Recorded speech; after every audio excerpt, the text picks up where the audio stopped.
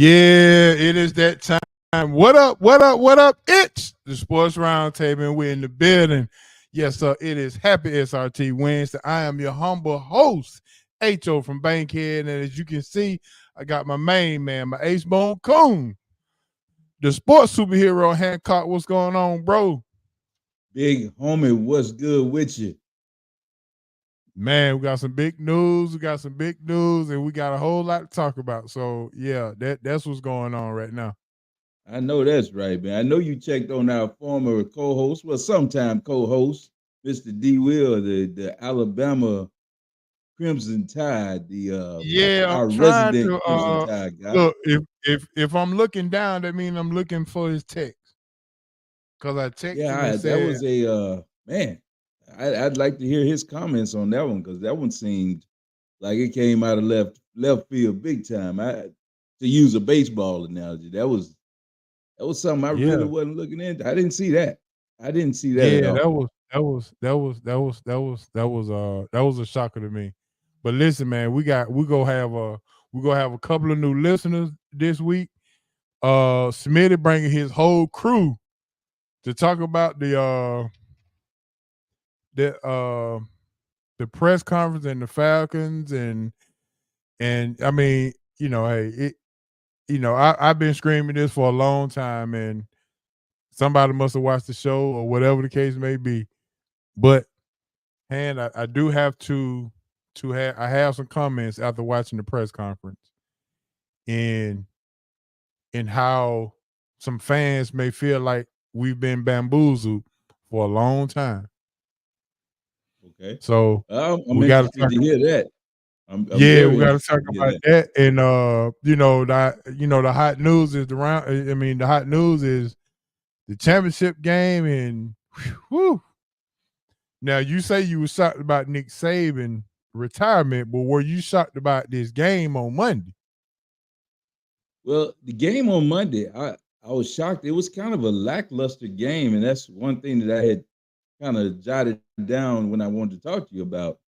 I was really I was kind of left unfulfilled with the football game. It didn't really pop. It wasn't the excitement I expected. I felt Right, like right. I honestly felt like Penix lost money in this game. To be honest with you, I think going into Okay, this I game, I can see thought, that. I can see that. yeah, I thought I he can was see a that. first for sure top three pick. But I saw some things that some chinks in the armor that people have been talking about. Namely, he hadn't had the pressure, and I thought that seeing pressure in his face, he didn't adjust to it like I thought he should. He was indecisive. Mm, He didn't get the ball out. yeah, a He lot of missed double some pumping, a reads. lot of this and that. Yeah, he missed some reads on some people that were wide open, and I love the views that they were showing behind the quarterback. And there were a couple of times where he missed his number one target, and that was what was surprising me. I would think that in a situation in a game like this, that you would more than likely force the ball to your number one guy, Duze, and it seemed like in crucial situations he didn't get the ball to him, and a few times he was open, and that's I, what kind of surprised me. all right, well, let me do this the correct way. Let me go to my banner here, and we're gonna put the banner up for the hot news, and we go jump right into it. Let's see, is that it? Yeah, that's it. All right, ladies and gentlemen, if you're here for the first time, or if you're a loyal listener or you're a loyal tenant, you already know how we do it. It is time for some hot news. The hot news sponsored by good old friend Big Easy Grill, 1193 Collier Road, Atlanta, Georgia. Big Easy Grill, the best Louisiana seafood in town. And I tell you, Hancock had a chance to get some of those blackened shrimp. We talk about the fried shrimp all the time. Take two bites, get rid of one. But Han has had a chance to get some of them blackened shrimp, and I'm sure you can attest to how those blackened shrimp taste. Yeah, thoroughly enjoyed them, man. I like spicy things, and my wife can attest to that. Anyway, but we'll keep that PG. But anyway, the There you go. shrimp were awesome, man. I enjoyed them immensely. I'm looking forward to us going back. we have to make another day today and go out there and kick it again, man. Because I really enjoyed that. Yeah, for sure. And I also meant to get I can't put you on the voodoo wings because you're on that special thing right now. So but I'll eat enough for you. But anyway, 1193 College Road, Big Easy Grill. Please go over there and let them know you with SRT Sports Roundtable. You get 10% off any meals, $25 or more. All right, hand. Let's get back to this championship game. You Yeah, was talking about how Michigan and Penn. The first thing you said you thought Penix lost money. Well, definitely. my question is to you was, did Michigan surprise you with the pressure that they put on them, or did, because you were the first person to tell me how Washington was so underwhelming and so overlooked, but in essence, did people overlook Michigan as well? I maybe so in a sense that I thought the biggest thing I thought from them was the one-on-one tackling. They didn't miss tackle. And there were a few times had Washington's receiver been able to make a move, he had room to get up the sideline because there was a lot of some one-on-ones that I saw with McMillan. Even when Oduze caught the ball, he was hit immediately. There were a lot of running to the football where even if Washington did receiver was able to make a move, there were three or four tacklers in the picture immediately. So that the speed that Michigan showed on defense and the sure tackling really surprised me because they missed some tackles against Alabama. But I think that may Mm, have been due to rust and that layoff, which we always talk about. It's such a long layoff between their last game and then the next game they play. So I thought they cleaned up the tackling, but it's still in saying that Washington had open receivers. This is why I say I thought Penix lost money. He right. missed the second tight end for a maybe a touchdown right down the middle from the all 22 camera. You could see it open, but he panicked and threw it short underneath. When had he held it and just stared down the barrel a little bit and took that step and stepped into the throw, he had a touchdown down the middle of the field. Early in another drive, he had Oduze down the right side where the safety had vacated, and Aduze beat his guy on a double move and was running up the sideline, and he threw it to a point where he was looks like he was trying to avoid the hit or keep the receiver from the safety. And I thought he threw it a little bit where he actually did. He missed him instead of just putting it on him. And with that, that was another opportunity. So I saw at least 3 to 4 opportunities for touchdowns or big plays, at least 2 for touchdowns and 3 or so Right. for big plays that he missed. So But with that, I I think he lost some money because I think NFL people are going to look at that and say, well, look, the one thing about it is we can say he's been hurt. Uh, he doesn't look like he takes shots real well. You saw when he got hit, he labored for the rest of the fourth quarter on a big hit that he took. mhm. And all those things kind of add up, man. It just seems like when those things happen, they continue to happen. I think that's a red flag. I got a real quick question for you that you always talk about, and I need you to elaborate on it at this point.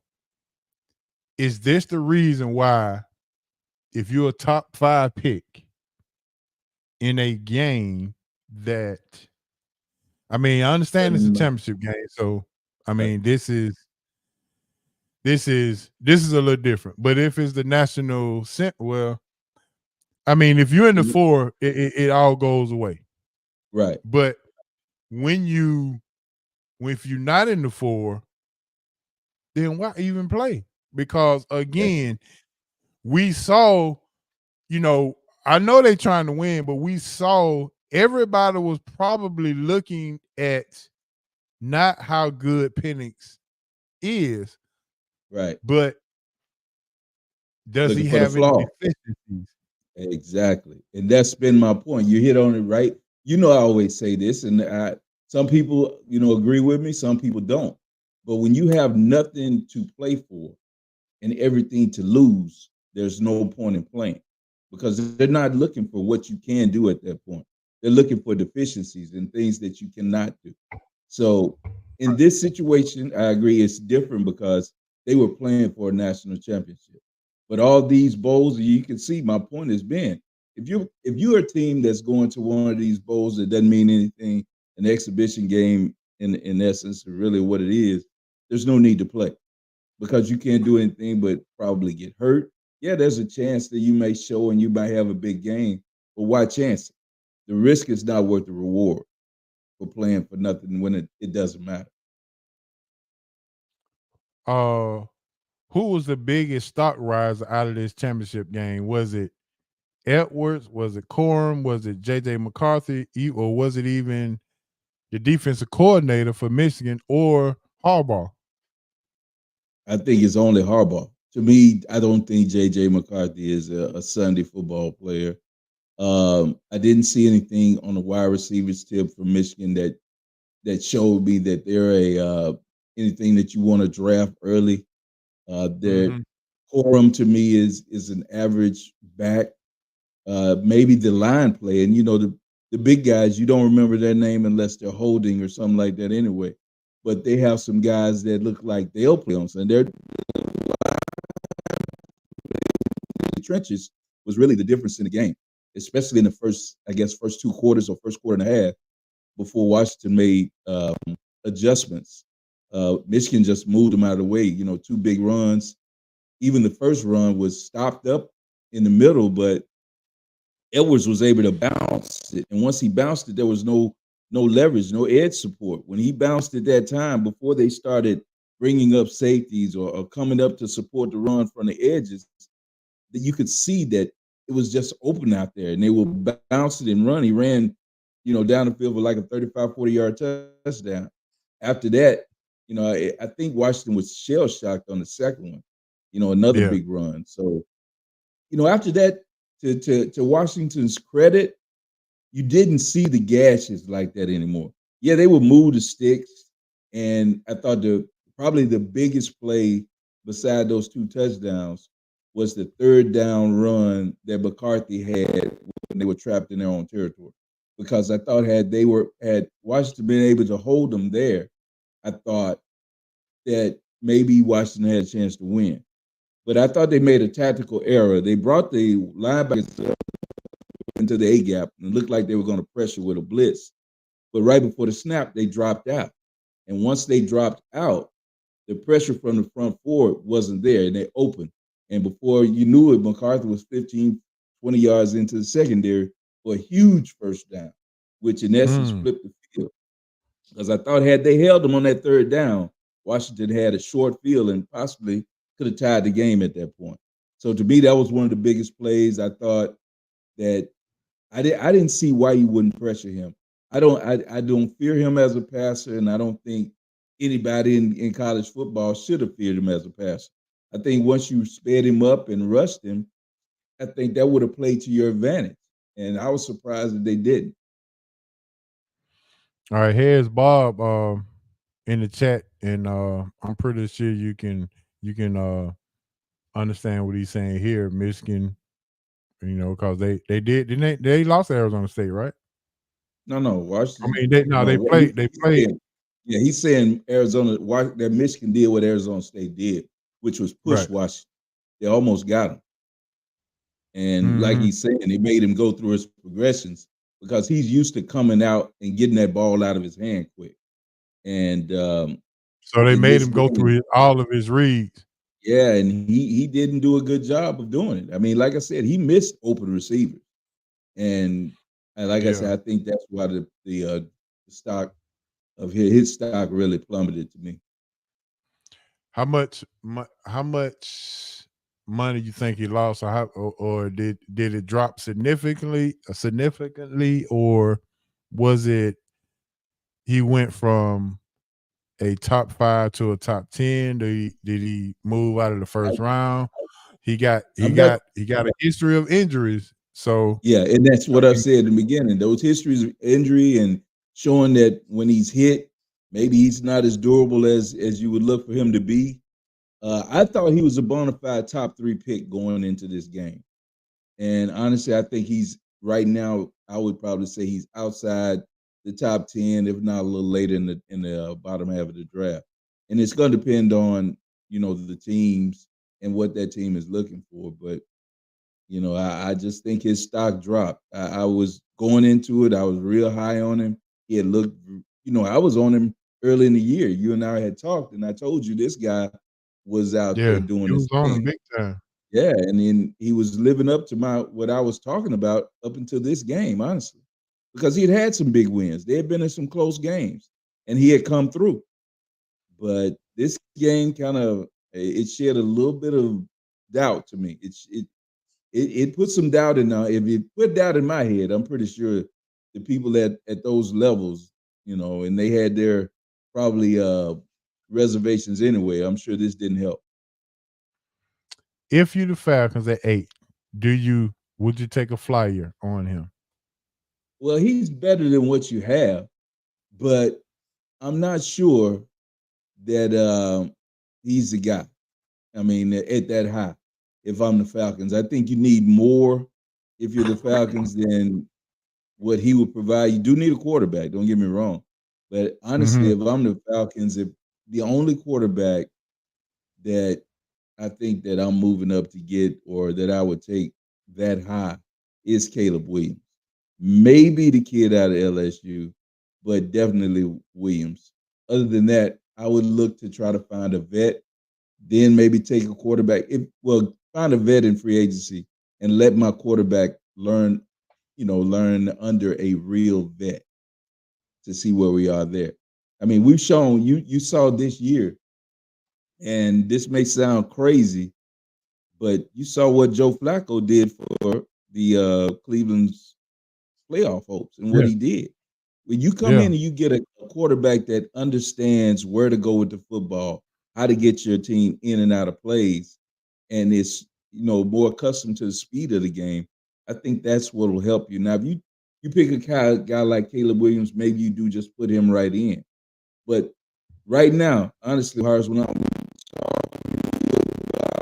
quarterback situations, look at what we have in Kansas City as a quarterback.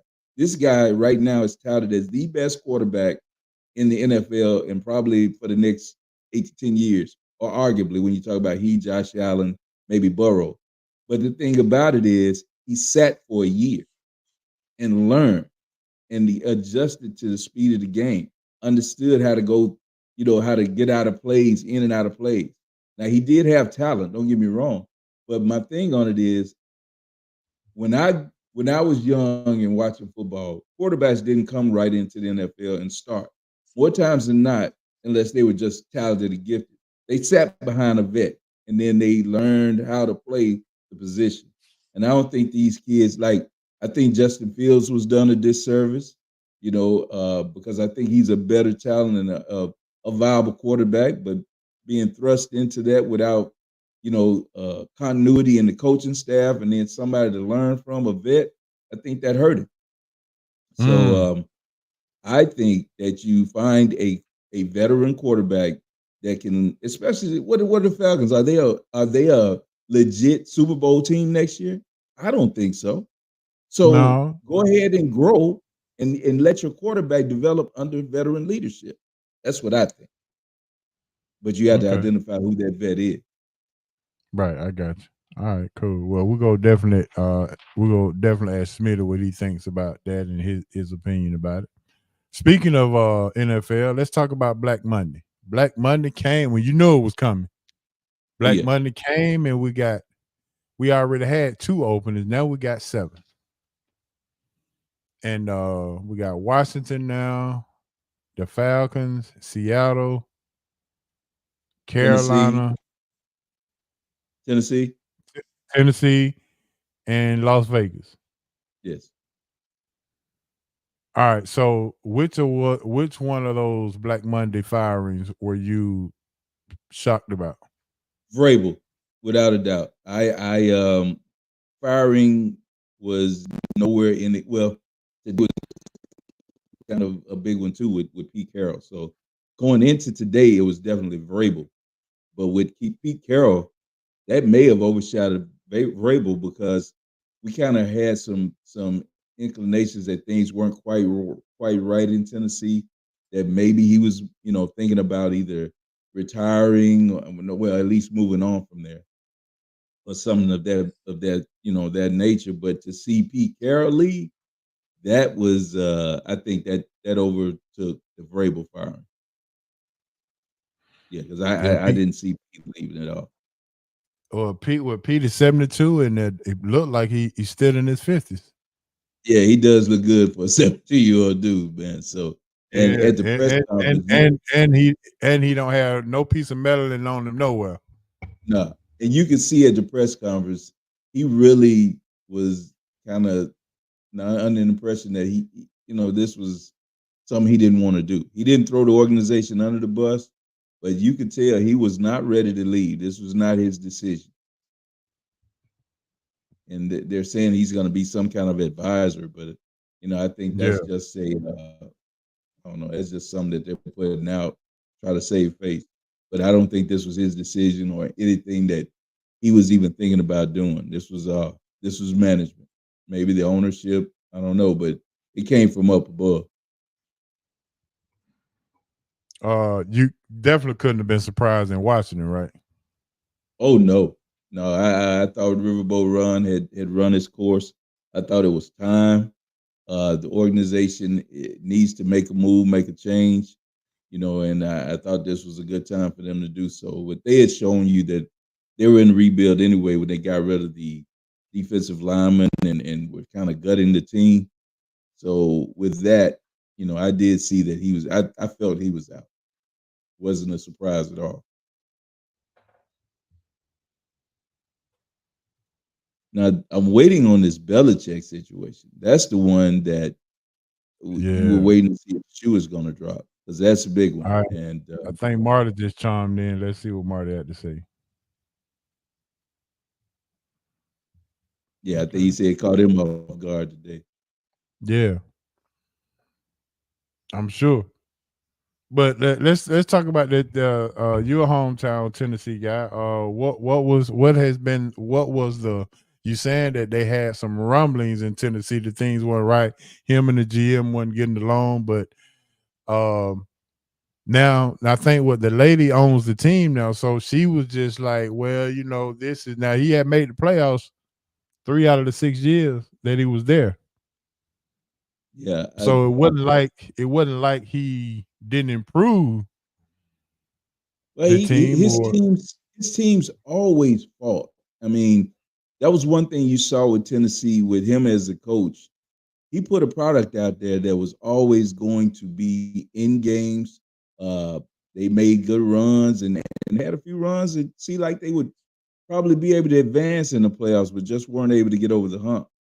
And I thought at that time it was more due to their quarterback situation. I don't think they ever improved that to the point where they could have been legit, but they had all the other makings of a legit contender in the playoffs, and I think at one time uh, they had the lead on Kansas City, and I think they gave up what was it, a 19-point lead or something like that. And they had that in the first half, and by halftime, I think the game, Kansas City got back in the game, or either had taken the lead. So like I said, they've had some moments, but they weren't ever able to close out. They're my man, they're my brother. He's a big Titan fan, so I know he's right now looking at it like, "What's up, Trey?" And he's looking to see what's going to happen with the Titans for sure. But yeah, I thought, I didn't see him leaving. I thought they were moving on. You could see the Derrick Henry thing. I think, they were moving on from him. And they thought they found their quarterback. I'm still not really sold on what was a kid out of Kentucky, Levitt. Levitt. Yeah, I'm still Will not Levis. sold on him, but I think they're thinking that he's their guy.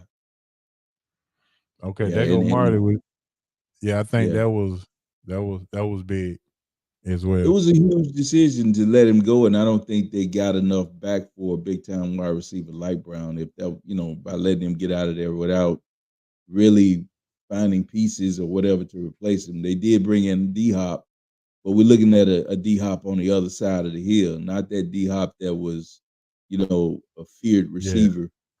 right. So Yeah, losing Brown was one of the first, signs that this thing was going the other way. All right, man. Let's go ahead and talk about it before Smitty come on. Let's talk about Arthur Smith getting the boot. I know you couldn't have been surprised. I know, I woke up at two o'clock a.m.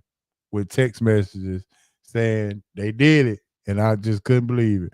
I had to go into my research mode, and I promise you, I got up, came in the kitchen, pulled me a shot, and thank God for that. Yeah, and you And had been calling for this, I think, probably what 1 quarter into the season of the first game. I think you were ready for him to go. So it was no surprise, especially here in Atlanta. I think that bad showing that they had against New Orleans this last game of the season pretty much sealed his fate. And even the interaction with the head coach after the game wasn't a good look. Uh, it him going out there and trying to berate the head coach or something for oh by the way touchdown or something that probably shouldn't have happened, but right, to be upset about it, you should have been upset about the first 41 points, not just the last. You worry about the exactly. wrong thing. Yeah, so I Yeah, I mean, mean, they yeah, already not whether they like scored or Jamie not, said. Is 6 more points gonna make a difference, or 7 more points gonna yeah, make a difference? Who's already at 41-7, 17? yep. That's it. But that's that syndrome we always live in. What I tell you about Ray Rice didn't hit his wife or girlfriend no harder than he did before the film came out. It's still the same. He hit Yeah, him. So yeah, that yeah. touchdown that they put on the board was not going to change the outcome of that game. It didn't matter. And it wasn't going to change the outcome of his job. He was gone anyway. So it didn't matter. Now, from reports, from what I hear, Arthur Blank didn't want to do it. He did not want to do it. And from reports, this is what I'm hearing, that they gave him, they told him what they needed to give up play calling, to get a coordinator here to call plays and all that, and he wasn't willing to do it. And they said bye. Well, oh well. It shouldn't Nice, have nice even come knowing you. to that. If that's the case, they need to do some soul searching because there was nothing about what he had done here that would make you want to keep him around. The saving grace for the Falcons this year was that they played in such a bad division. Let's just be real about it. It's not a secret that the NFC South and the SEC conference were both down this year. That it's just the truth of the matter. And the only thing that was saving him was that he did have an outside chance of getting in the playoffs because the division was so bad. You had three teams vying for this one spot that you could have gotten the playoffs going into this week's game. You had Tampa Bay, New Orleans, and the Falcons.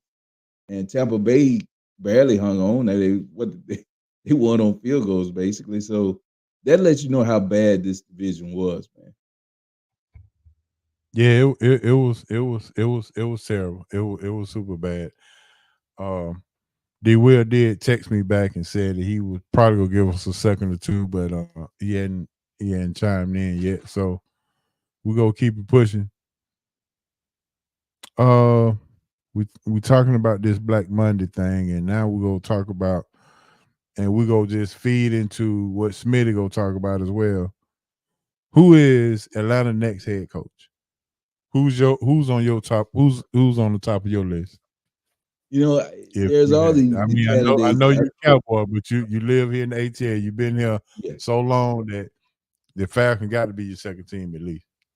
Well, they in there. You got to have a soft spot, and you see, I got a 7 hanging on the wall back there for my man. There you go. So All right. it is what it is. I will say that I think you need to come in here and find an offensive coach. And I think with the talent you have, you've used your draft picks to draft offensive pieces in these last few drafts. So you should be stronger offensively. So you need to go that route again with an offensive minded head coach. And with that, I think with the things that have happened in Kansas City this year, that should tell you that Bieniemy's stock should be up. Now, things that haven't gone real well for him in Washington, but still, I think he should have been a head coach anyway, going prior to this year. being a assistant head coach, offense coordinator, whatever you want to call it. So I would think Yeah. going into this before Vrabel came available, I was definitely with the enemy. Now I'm kind of saying, okay, well maybe even take a swing at Mike Vrabel, see where his head is. I mean, he's an established head coach. He's a winning head coach, and I think he shows that he's a players coach. And I think he could come in here and make these guys want to play for him. You saw what he did in Tennessee, so I think he can do that. But to me, right now, those are my two guys that are on my list: Bieniemy and Vrabel. I think they should look at, Okay. Right. and But maybe some offensive coordinators under some other squads. I like what they're doing in Green Bay. I don't know who their quarterback coach is or who's under Matt what's my LaFleur. man named LaFleur down there, but I like what they've been able to do with the young talent. To me, that shows a lot that they've been able to make Love into a viable quarterback. He's legit, and he will be one of the top quarterbacks in the next couple of years. I'm going out on a limb and saying it. And they've evaluated talent great because they have 3 or 4 receivers under the 2 guys that they touted last year that were supposed to be the guys. Jaron Reed and I mean, I had to call the numbers 13 and 80. Those guys Mhm. make plays for Green Bay. And I Yeah. think just evaluating talent, putting them in position to play, even the tight end craft that they've gotten. And Yeah. so I would, if I'm going to look at an organization, I'm going to look at somebody who's doing things with young talent like that. So my question to you is, would you rather have an established guy who's been an NFL coach, or would you take a flyer on one of these young guys who've never been a coach, like a Ben Johnson in Detroit or a Bobby Slocum who's in Houston, who's responsible for CJ Stroud's succession in his rookie year? Yeah, Would one of that's a those good two call. That's would a one of good those call, two especially impress you? yeah, especially since we've seen that Shanahan and McVay and LaFleur, that and he's a branch of that coaching staff, and also McDaniel. So maybe McDaniel, yeah. maybe he is, yeah, Slovic maybe. I mean, is he really ready after 1 year really calling the shots? Is he ready? But hey, well, they would have asked the same question about McDaniel and about LaFleur, and even about McVay. And all those guys have worked out and become top-notch head coaches. They're winning, so maybe you do Man, look at a spot like that. I don't know. shout out to Marty, man. Yes, sir. I appreciate that, Marty. And he's still driving me crazy as well. But hand the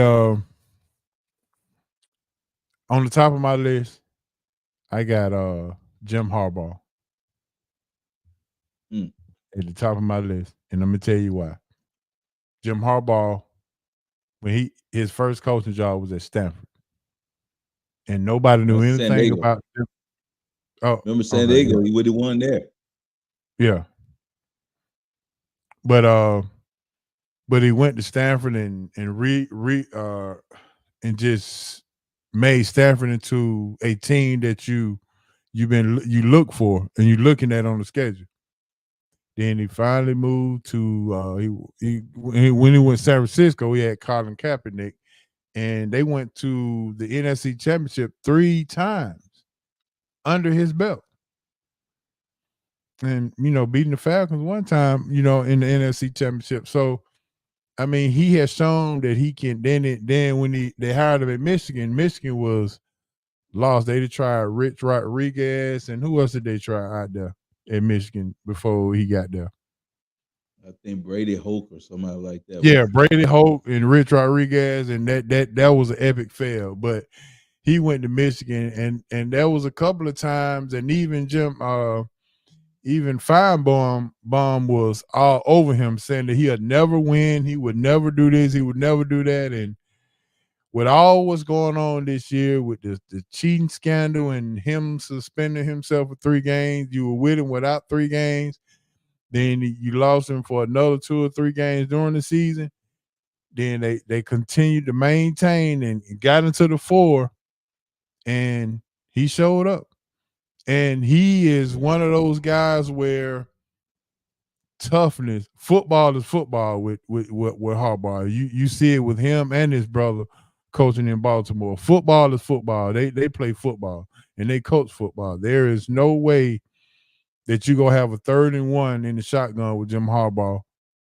They running that football. They make sure he believes in being physical up front and running that football, and that's the way you go. Play action Yeah. pass, go across the And middle. That's what they do.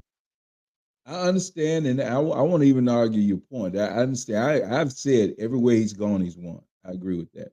But I think the narrative changed, and we can say this about a lot of things, that things changed because of what the result was. But and this is just the way I feel about it, had Milroe not fumbled that ball, I don't think Michigan gets to the national championship game.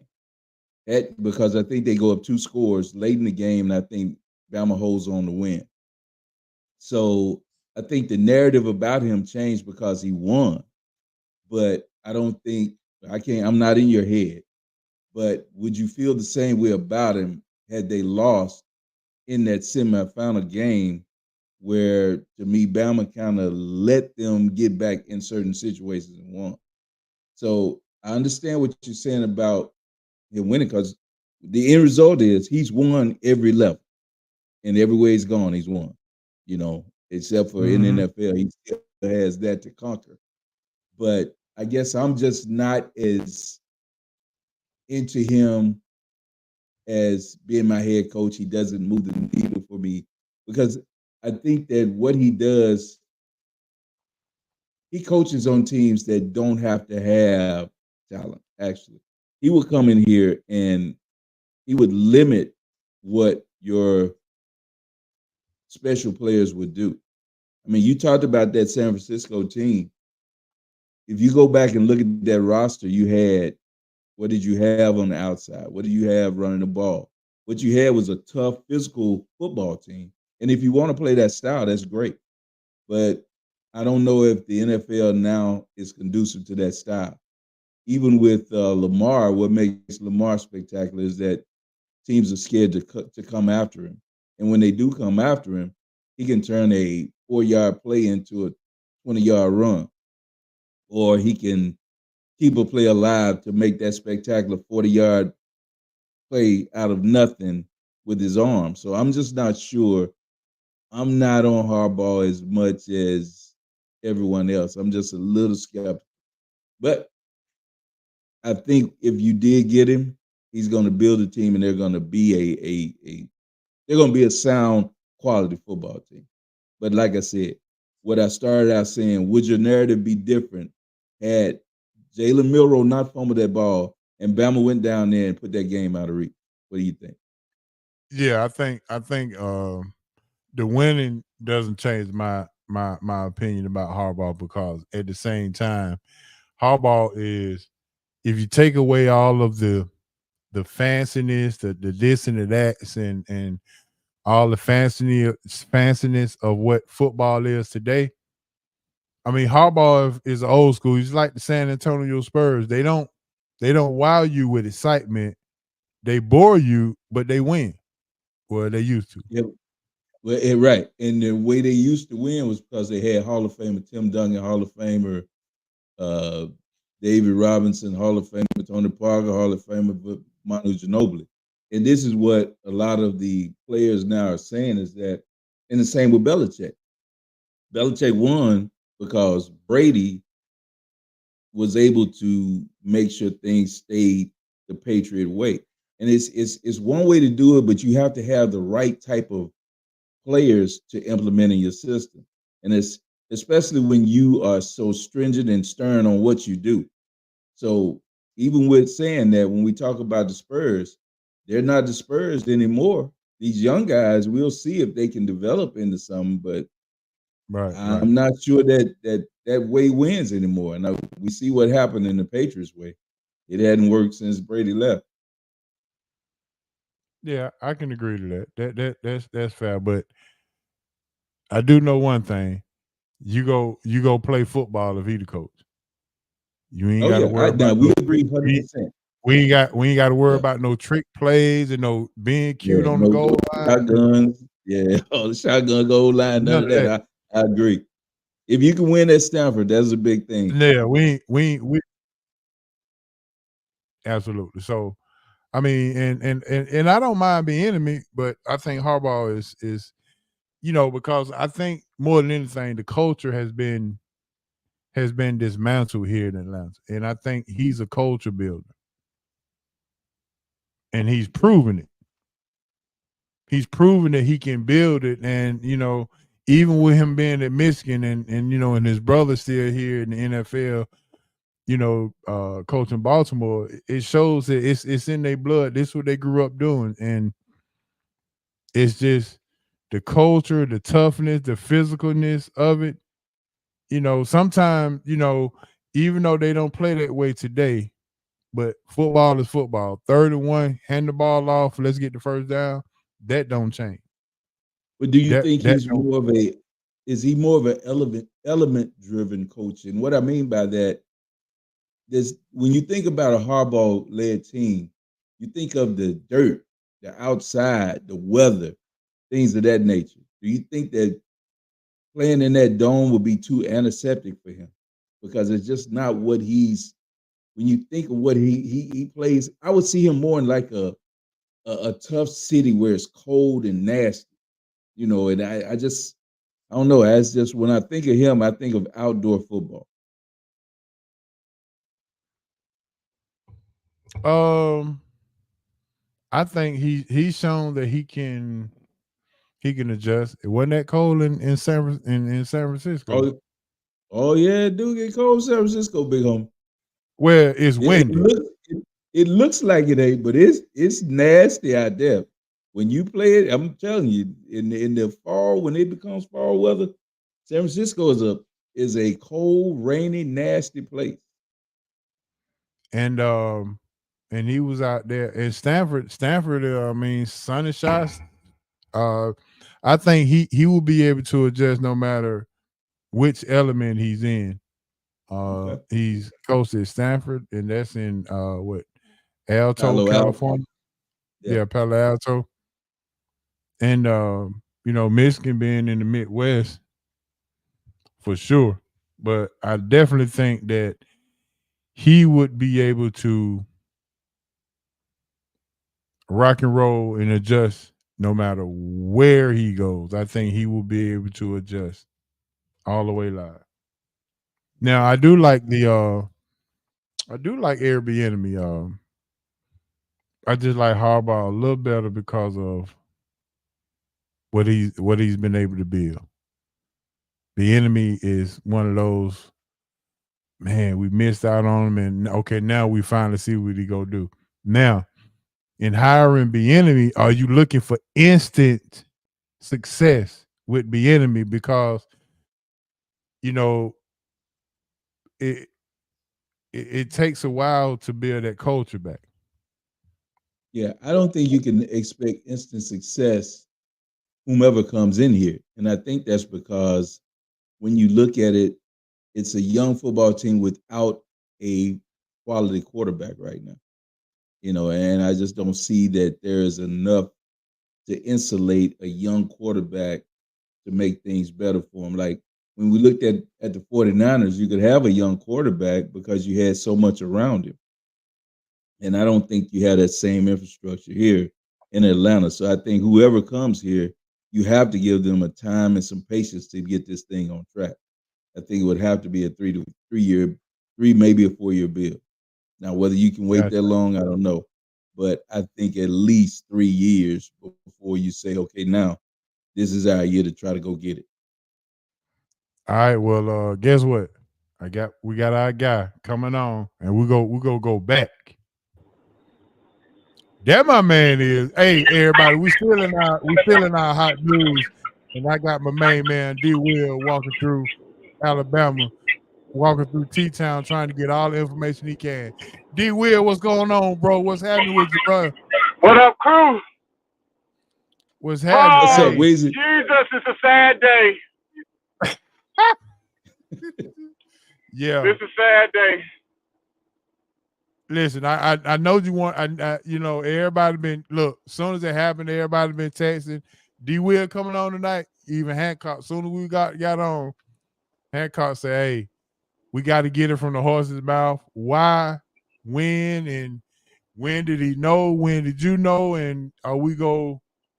What's gonna be the go? Yeah, So honestly, man, Big HO, it's been coming down the pipeline. It's been a rumor for a while, since really since before the playoffs. Uh, it was rumored that he could be considering retiring. As people may or may not know, Nick Saban is low key a billionaire. He's recently we already know about the Mercedes dealerships that he has, but he's also recently acquired a Ferrari dealership, and he's been doing a lot of things outside of football that is going to sustain him through the rest of his life, where he didn't have to coach for the rest of his life. Now we all understood that Nick Saban's a football coach, right? And the way we saw it, we never thought he was going to ever leave, right? But it kind of came down the pipeline right before it started to be rumored right before the playoff game against Michigan. However, nobody really put any credence to it because nobody thought Nick Saban was on his way out at this point in time. okay. Yeah, I'm hearing he got like 10 Mercedes dealerships and got a Ferrari dealership now. And how influential was his wife, which he's very very tight with? I know she has a lot of say so in happiness in his decision. How influential was she involved in this decision to retire? I think Miss Terry was extremely influential.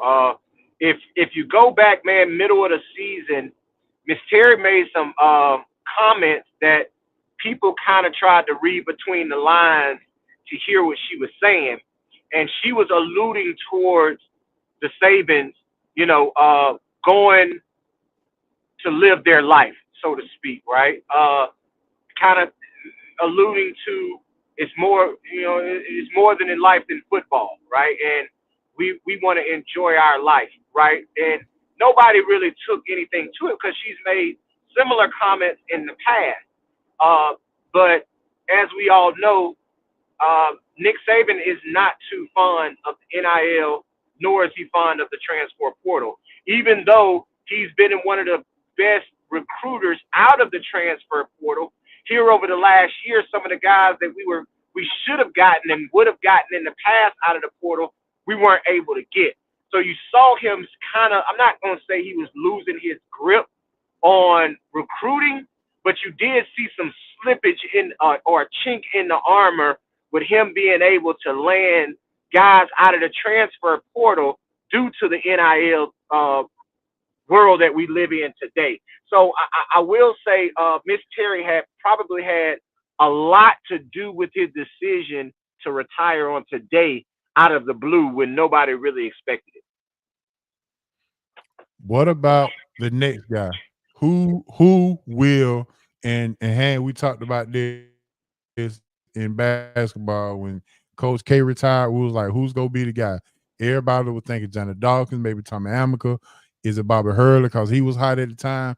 It ended up being one of these young guys who were late on in the career, John Shire. So so I'm asking you, D. Will, who could, we gonna hear a whole lot of names. We're gonna hear Sarkeesian, you gonna hear Kirby, you gonna hear a whole bunch of names. But you down there in the trenches, tell me who you hearing and where do you think this goes in your opinion? Dan Landing, Oregon. Uh, he is previously on Alabama staff, so he's familiar with the terrain and the territory. He's a Nick Saban guy. Um, so I would put him, if I had to put a leader in the clubhouse, I would say it would be Dan Lanning at Oregon. A lot of people are going to come out and say Lane Kiffin, who would be an ultimate candidate. However, I don't think the Alabama faithful will completely accept and support a Lane Kiffin hire at this point, even though with what he's done at Ole Miss in getting them to where their first 11-win season in program history. I just don't know if the powers that be would be all in on a Lane Kiffin hire. Other than that, a Kirby Smart, I would say, get your head out your ass. That ain't happening. He would be a fool to leave Georgia and what he's built to come to Alabama. I think that's now with what he's done at Georgia, that would be a lateral move in my opinion. I don't think that would be a move that would be something that would be we can consider a step up at this point because he's built such a powerhouse at Georgia so far. Now the Steve Sarkisian hire would be interesting with Texas now moving to the SEC. It kind of is, I'm not going to say it's a lateral move, but however, with them making the college football playoff this year, he's starting to build something in Texas that he can establish as a powerhouse. So with those two names, I would be shocked if either one of those would leave their current position to take the Alabama job, even though in my biased opinion, I think Alabama is a better job than either one of those schools, right? If you look at it just from history and support, I think that Alabama's a better job overall than both of those programs. So as I say, I think Kirby would be a lateral move. Only reason I say that it would be a lateral move because that's his alma mater for one. And then for two, what he's built so far at Georgia can be considered Alabama-esque at this point. Now, is it sustainable over a long period of time like Alabama has been over the 17 years Nick Saban was there and over the years that Bear Bryant was there and in between? You got your Gene Stallings in those eras where they won national championships.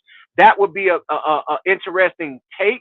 However, it's going to be tough for me to say that one of them are going to leave, especially with Texas moving over to the SEC now. Now, if Texas was still in the Big 12, I think Sarkisian would be leader in the clubhouse, right? I really do believe that. But with them going to the SEC and him having to already be in the conference with the Alabama, it wouldn't make a lot of sense with a Nick Saban being gone to make that move over with what he's building at Texas and getting them to the college football playoff. But if you were to ask me who's the leader in the clubhouse, I would say it would be Dan Lanning out of Oregon. And then second in charge, I would say would be a Lane Kiffin. Now, okay. I'm going to throw y'all a bone. And I want y'all to chew on it. Bill Belichick. Don't be surprised if Bill Belichick's name does not pop up as the next coach at the University of Alabama. Okay. Well, hold on now. So let's go back. Let's rewind.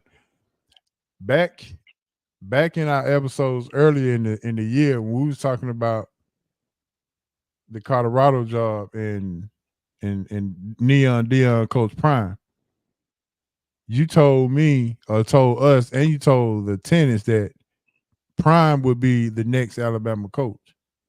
Right. I did say that. But I did not expect it to be this. I did not expect it to be this fast. Prime will not be the coach right now. Okay. There's no way possible that the powers would be willing to make that move. Like that's an even more riskier move than Lane Kiffin, right?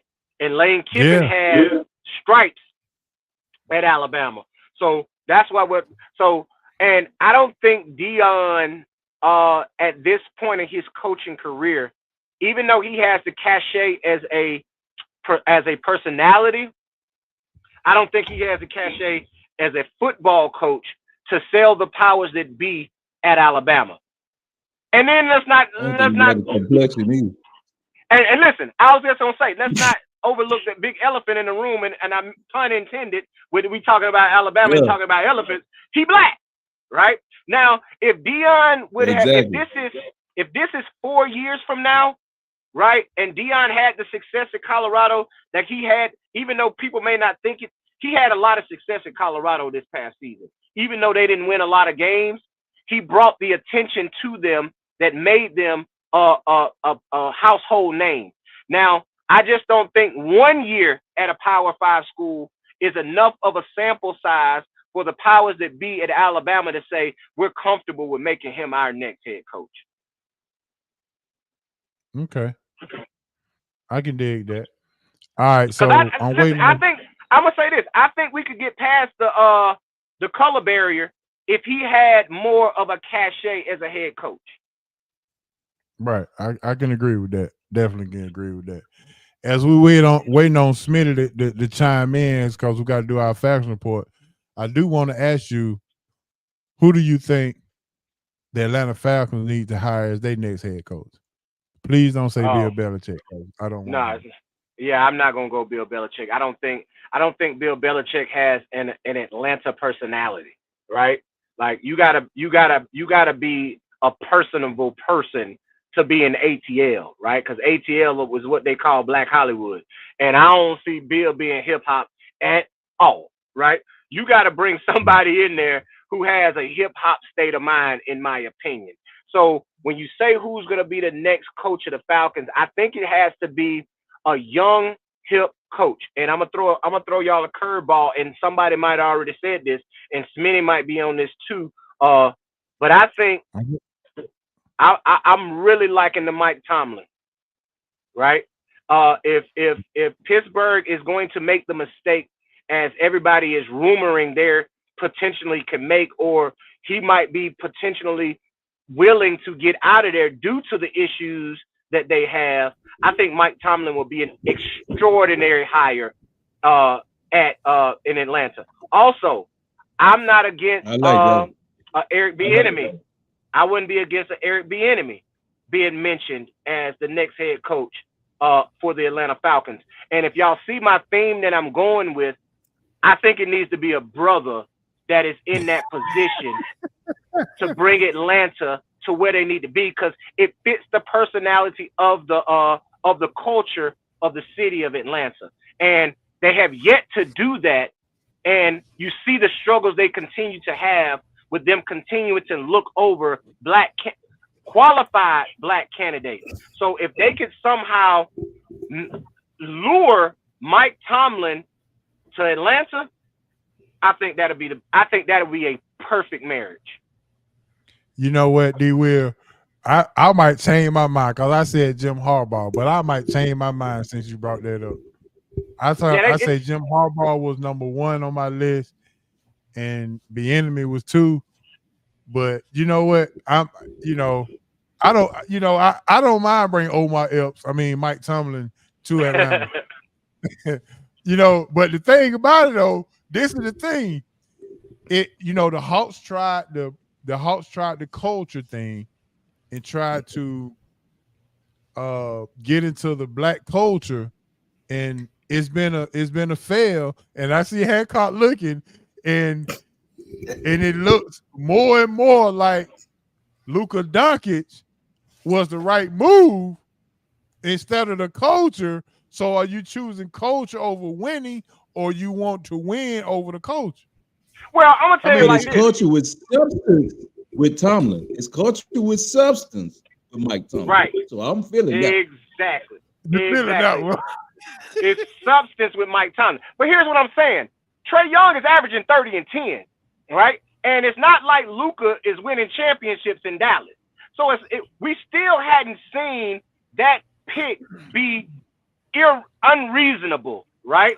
Because Trey is still putting up the numbers. Now it's up to the culture of the Hawks to put the pieces around him to make sure he's successful. Now they didn't do right by their head coaches either. They brought in a brother, but they didn't like Hancock said, they didn't bring in a brother with substance, right? Mike Tomlin brings substance to that job. He brings a respect to that job. So I think he will be able to win over the culture and be able to win football games. As we know, he's never had a losing season as a head coach in the NFL. Hey, y'all making a good case. And you know what, D. Will? That's why I love you as a brother, man, because you always bring something that can sway and swing and make you think about it. And it's like you're right. The substance and the culture all matters, because when you fill up that stadium on Sunday you have nothing but melanin in the stands. Yep. And you Yep. got all of the others in these suites. And if Tomlin is winning, you can just imagine how much, hey, Quavo go from the Hawks game to the Falcons game. I mean, it'll be crazy. I mean, Right. it will be absolutely nuts here. Hey, listen, it would be a taste of Dion in Colorado. You would see the same sort of cachet and bravado and recognition to the franchise if you bring in somebody like Mike Tomlin, because he's gonna bring all the Atlanta stars out. Because let's not get it twisted. Mike Tomlin's not an old man, right? He is from the hip hop era. He still lives. If you watch some of those clips that came out of Mike Tomlin, he dancing, he rapping, he's doing everything that Atlanta stands for. So I think that would just be the ultimate hire if Atlanta's able to make that move. And I know it wasn't on script. You probably weren't prepared for me to ask you that, but knowing you always prepared for whatever I got to ask. And man, I appreciate you coming on, taking some time out with us. We're about to jump into our Falcons report with Smith. As you can see, Smitty is on. I know you say you had to run, but hey, feel free to stay on if I got to you get have out of to. here, man. I appreciate it. Yeah. Okay, He for will. sure. All My right, love bro. to the We'll wife, talk to you man. soon, bro. Hey, man, thank y'all, man. I'm a little quick update, not to change, not to somber the mood, but she's in a fight right now, fellas. You know what I mean? She is currently in chemo, and it's taking a toll on her body, man. So just keep her in y'all prayers, man. As we continue to fight this thing, man, because God got us. That's all I can say is God got us. Yes, sir. All right, D. Will. Love to you, bro. She's in my prayers. Thank She y'all. got the SRT love all the way, man. I appreciate it, bro. Man, appreciate Hang in that. there and do what you need to do, bro. All right, man. We'll holler at you All right, later. All right, man. That's D. Will, and as you already see, do we even need to do an intro to this? My main man is here, and he bringing the whole crew with him. And he got and admit I did it on purpose. I asked D. Will about the Falcons coach, knowing that you will be sliding right on in here. So I'm gonna say, with the Falcon report, my main man, Antoine Smith is in the building. So as you heard, Smitty, you heard him say Mike Tomlin, and I just want to let's start off with this. Let's start off with the game on Sunday and why Arthur. Well, the the exhibition, the scheduled event that happened on Sunday, and then at 12:01, 12:02 a.m. Monday morning, Black Monday got started. And what was your thought? When did you get the news, and how did you feel? First of all, I got the news. First of all, I'm gonna start it like this. Shout out to D Will, man, because D Will, he must have been watching my videos. I've been screaming Mike Tomlin for the last month. Anybody that's in the chat that's following you on my page, they can tell you that. And he made excellent points, the same points that I made, but there's one word that he missed, and it also starts with an S, and that's structure. The Falcons need structure. And you can bring in a brother that can bring structure from another organization that's been structured right for the last 50, 60 years, 6 championships. And if you want to win a ring and he's on his way out, I think he has to be your guy. And as he said, you talk about a melanated brother coming to the city of Atlanta with a 70%, African-American fan base. I think it changed the landscape of the whole city. Not only in football and basketball, even in baseball, even though they winning. But Mike Tomlin will be the ideal guy, and that structure that he brings, I think the Falcons organization is needed the most. And the way I felt about that game Sunday, I cut it off in the third quarter. I knew it was over because I looked at their faces going into the locker room. They did not look motivated. And when they came out the second half, they just opened the turnstile and let them run through. But I knew it was coming, and where I was downstairs playing my video game. I'm playing Madden, and it popped up on my phone, and I said, here we go. I jumped up, ran right upstairs, and gave my quick thoughts. And thank y'all, Falcon Nation. Y'all made that one of my best videos in a while. So I was But not Smitty, you surprised called because it. You called it the week before. You said that he's gonna get canned. yeah, yeah, But and but like I but like, and but and I like was I just told saying, and I was just telling Hancock that I've been calling for his head for a long for the since from the last first. year, since Yeah, last year. exactly. I'm like, bro, he's not a coach. He's not a leader of men. And I'm like, and I knew, and from my resources, I knew that Arthur Blank did not want to do it. From what I hear, they gave him a okay, you got to get off play calling, you got to do this, you got to do that, and he wasn't willing to bud. So they just said, okay, well, I'm out of here because I've never ever in my life, and Hancock, you're a little older than me. I've never in my life saw a press conference where you're going to the press conference to tell your fans you fired a coach, and the first 15 minutes you talking about how nice of a guy he is. I mean that to me says that, I mean, let's go ahead and cut the cord and let's go. All right, what's next? But see, That's but all I. see, that's what I mean by structure. I mean, they told you right in your face, really, that they don't really know about football. So why is the GM not, you not letting the GM do the job that you pay him to do? And I said that last week on the show, and that was going to be a problem. If they're going to always have their hands in it, how can this team ever get right structural wise? How? I just don't see it. You can bring in any All coach, any player, but if the ownership keep putting their hands, you see what's going on with Jerry Jones. After they won that last Super Bowl, it been downhill ever since. And that's because he started to put his hand in stuff. Let the people do their job. You look at these mm-hmm. GMs around the league that's building these teams. I'll give you a perfect example. John Lynch in San Francisco. Never been a GM, never been in the front office. But the owner trusted him to come in and do his job. And what has he done with that team? Yeah, I agree. I So, agree. when you let things be what they're supposed to be and work how they're supposed to work, 9 times out of 10 it's gonna play out like it's supposed to.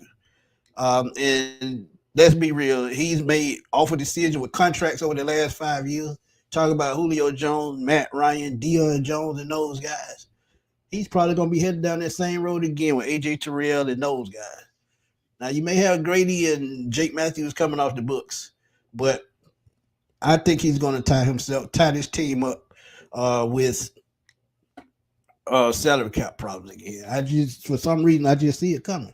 So you need that structure that Mike Tomlin brings to probably avoid that. If he could bring some of that structure that they have in Pittsburgh to Atlanta, this team turns around instantly. So let me do this, Smitty, real quick. And I owe Terry Fontenot an apology, and I'm man enough to say that I owe him an apology because I told you that he's sabotaging the team because he came from New Orleans. Right. You know, Yeah, I I remember said you that, say and that. I Yeah, and yeah. I was somewhat being funny, but I was like, why can't this man tell the dude to get a play caller? But in this press conference, we found out because after they fired Dan Quinn, or no, they fired Mike Smith, Arthur Blank told us to our face that Rich McKay would not be the GM anymore, and he will be moving to only doing Mercedes Benz and the Dome and dealing with that. Yeah, but He's you the knew that C. was a lie. You knew that was a Yeah, lie. yeah, but he was saying it. I mean, you have no choice but to take your owner at his word. Now we find out that the whole time he said that McKay will be not dealing with any kind of football operation. Period. This is what he said when I he remember fired that. Mike Smith. Yeah, I You remember that. remember that? Oh yeah. But now we find out that the whole time Rich McKay has been involved. If he has nothing to do with football operation, why is he at the press conference? Is what I'm asking. Yeah, and then like I tell people, man, it was a clear sign that Terry Fontenot wasn't gonna be the only one calling shots. Because what do they do right after he get here? They go out and get an assistant GM for what? If you trust him to do your job, why he need an assistant? He can push paper clips by himself. He got other Right. people in the organization to do the scouts to do that. So Arthur Blank and Terry and Rich McKay, they just running this team, man, and there's no way around it, man. No way around it. They can bring in who they want, but at the end of the day, if they still trying to pull the strings, how is it gonna change? Does Arthur Blank need to go to therapy because he can't even get out his own way? No, I'm gonna tell you, and I said this Sunday after the game. And I hate to say it, Lord knows I do, but we looking at Al Davis 2.0. Let's just keep it real. Oof. Let's just keep it real. Ooh. Think about that. Boy, your boys in the chat going off. I see. Oh, they been, trust me. That's my Rich boy McKay C is Dub, the man. wizard from the Wizard of Oz. Yep. Yep. All right, so let's go back to this press conference that we looked at. When you watched the press conference, what was your take after you actually watched it and the totality of the press conference? What did you get from that? Why even have one, as far as I'm concerned? I'm gonna be honest. I think he contradicted himself the entire press conference because they told you how they move, and then they backtracked saying how they tried to fix it, and not once did they ever say we let the GM do their job. They always said we had a hand in this and we had a hand in that. So what's the point of having a GM? Jerry Jones don't even have a GM, and he let y'all know that he made the call. But y'all hire GM and put them in place. But yet and still, you go out and find assistants. You go out and then let's be real, the scouting department. That's what Terry Fontenot read over. They say he was brought in to be the accountant type dude. They said in so many words to help with the salary cap, to help with the background work. But you mean to tell me, right?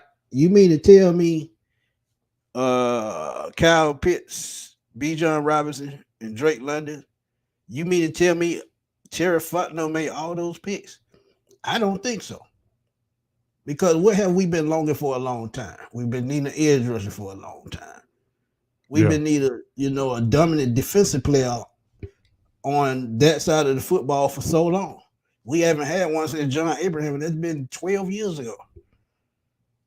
You mean to tell me Terry Fontenot would have skipped over Michael Parsons and a Jalen Carter? I don't think he would have. But you have been saying, Smitty, if he was doing his job, he wouldn't have picked Arthur Smith. I don't think he would have. That's why, and they even told that lie in the press conference. They said that Terry Fontenot had input on bringing Arthur here. He talked to Arthur, but he hadn't been hired. Yes, and I'm like, well, they just sitting up there lying to the fans, and that's what got me pissed off, Smith. I ain't gonna even lie. I mean, you sitting up there lying to me, saying that Fontenot had. First, you said that Fontenot got hired 5 days after Arthur Smith, but then say Fontenot had input in bringing Arthur Smith in. How is that possible? I have no clue. Unless they see that movie Minority Report. Other than that, I don't know. But he's been lying for the last couple of weeks. And if y'all go back and pay attention to what he's been saying about what's going on with Arthur Smith, he came out a couple of weeks ago and said making the playoffs was not our intention this year. Who the hell says that? Who the hell says that? Think about that. If the playoffs are not your exit for your reason for playing football, what is the reason why do y'all play football? So you just hire him to coach this team and that's it. Make it make sense. And then he tells you, and like I said, I knew the writing was on the wall when he made that statement right out the one. I think it was the Minnesota game about we'll see about if the team tunes him out or if the team collapses. The team collapsed long before this 4 out of 5 losing streak. The team collapsed after the Minnesota game. After that Minnesota game, the Falcons were never the same. So, I mean, you can miss me with that, man. You can mix me with it. And like I said, don't keep lying to the fans, taking their money at the same time. Because those seat licenses and those tickets are out of this world, man. I'm talking about anywhere from $5,000 to $10,000 for those season tickets with the PSL. So you taking Hmm. these people money, but you lying to them at the same time. You a businessman. I thought the customer always came first. Make it make sense. They always trying to do what the long standing organizations do, like the Packers, Dallas, and all that. But Right, you're not doing it in your structural leadership position. Because right. other than Dallas, all them other folks, they let they folks do what they do. I mean, look at the. I mean, there's only ain't but seven black GMs in the league, and you got a lady in Las Vegas. But my Right. man in Cleveland, my man in Detroit, They doing their job. they doing their job exactly. Yeah, and look what Cleveland has a young head coach, Stevie Stefanski. He was in Minnesota before he went there, and just think about what they've done in the last 2 years. And this all started but way back when they drafted Miles Garrett, and they have constantly built pieces on that team ever since that draft pick. I think that's been what about 5 years. So just think Yeah, about what they've done in 5 years. You mean to tell me in the Falcons the last 4 years they've had a top 10 pick?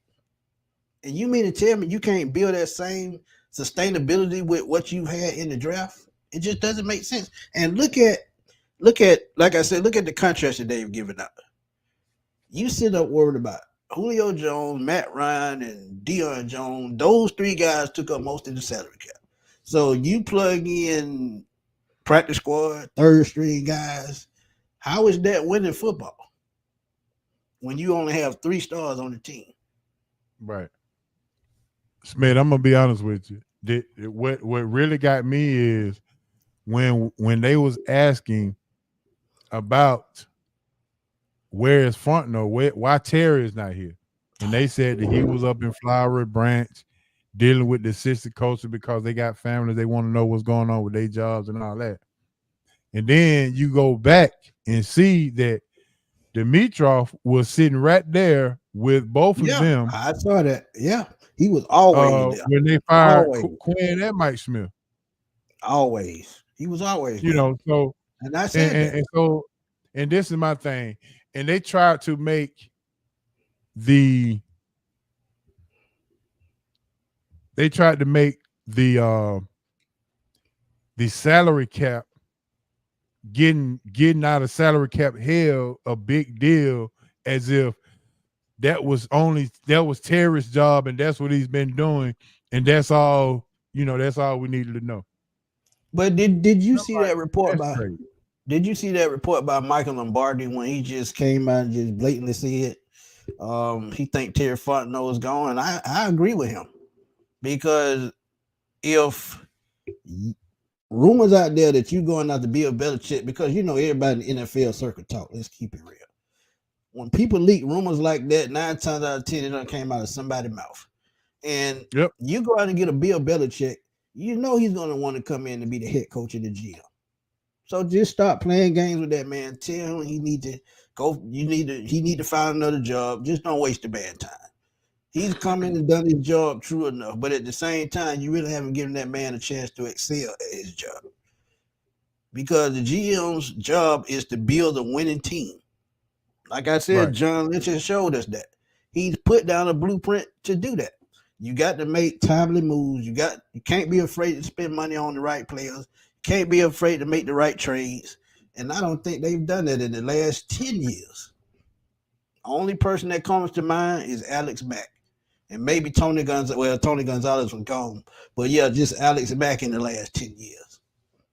That's the only Mm. solid move they've made. Yeah. So the press conference was a waste of time, and Hancock is back. And Hancock, did you have you seen the press conference? Did you partake in listening to the lies and all that? No, I didn't think it was a point of me listening to something like that. To be honest with you, big homie. The biggest news was that when I found out he was gone, that was all I needed to hear. Right. Oh, Smitty, I do have a tag for you. I have tagged Terry Fortno and Hancock. I did apologize to Smitty and Terry Fortno on the show just to let you know how big of a, how I told you they was sabotaging the team, but now we know why. He don't have any power. They No done power, look. They right? hired the man to hit all of the spinach, so he ain't got no power. But Smitty, I'm gonna give you this, and cause you my boy. Terry Fontenot nickname now is Lee Majors because he is the fall guy. Oh man, you wild. I'm just saying. I mean, okay. Okay, tell me if I'm lying. I can take it. He is the fall guy. He is the donut, get the coffee kind of guy, and make sure that we can spend enough money and this and this and that, and that's it. How do you hire your coach before you hire the GM?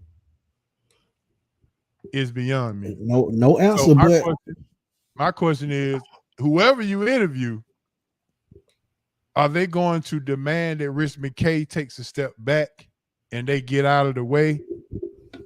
Because that's the only way it's going to get fixed. Because with the process they got in place now, we're looking for another 7-10 season. I don't care who the coach is. So that's just what I say. What I don't understand, HO, is you saw what Terry Fontenot did in New Orleans. And I've said this on my show many times. He knows how to evaluate talent because he went out and signed Drew Brees on a rock and a prayer. Because Drew Brees with the Chargers had a busted shoulder his last year there, and he was going to go to the Miami Dolphins, but they did not take that chance.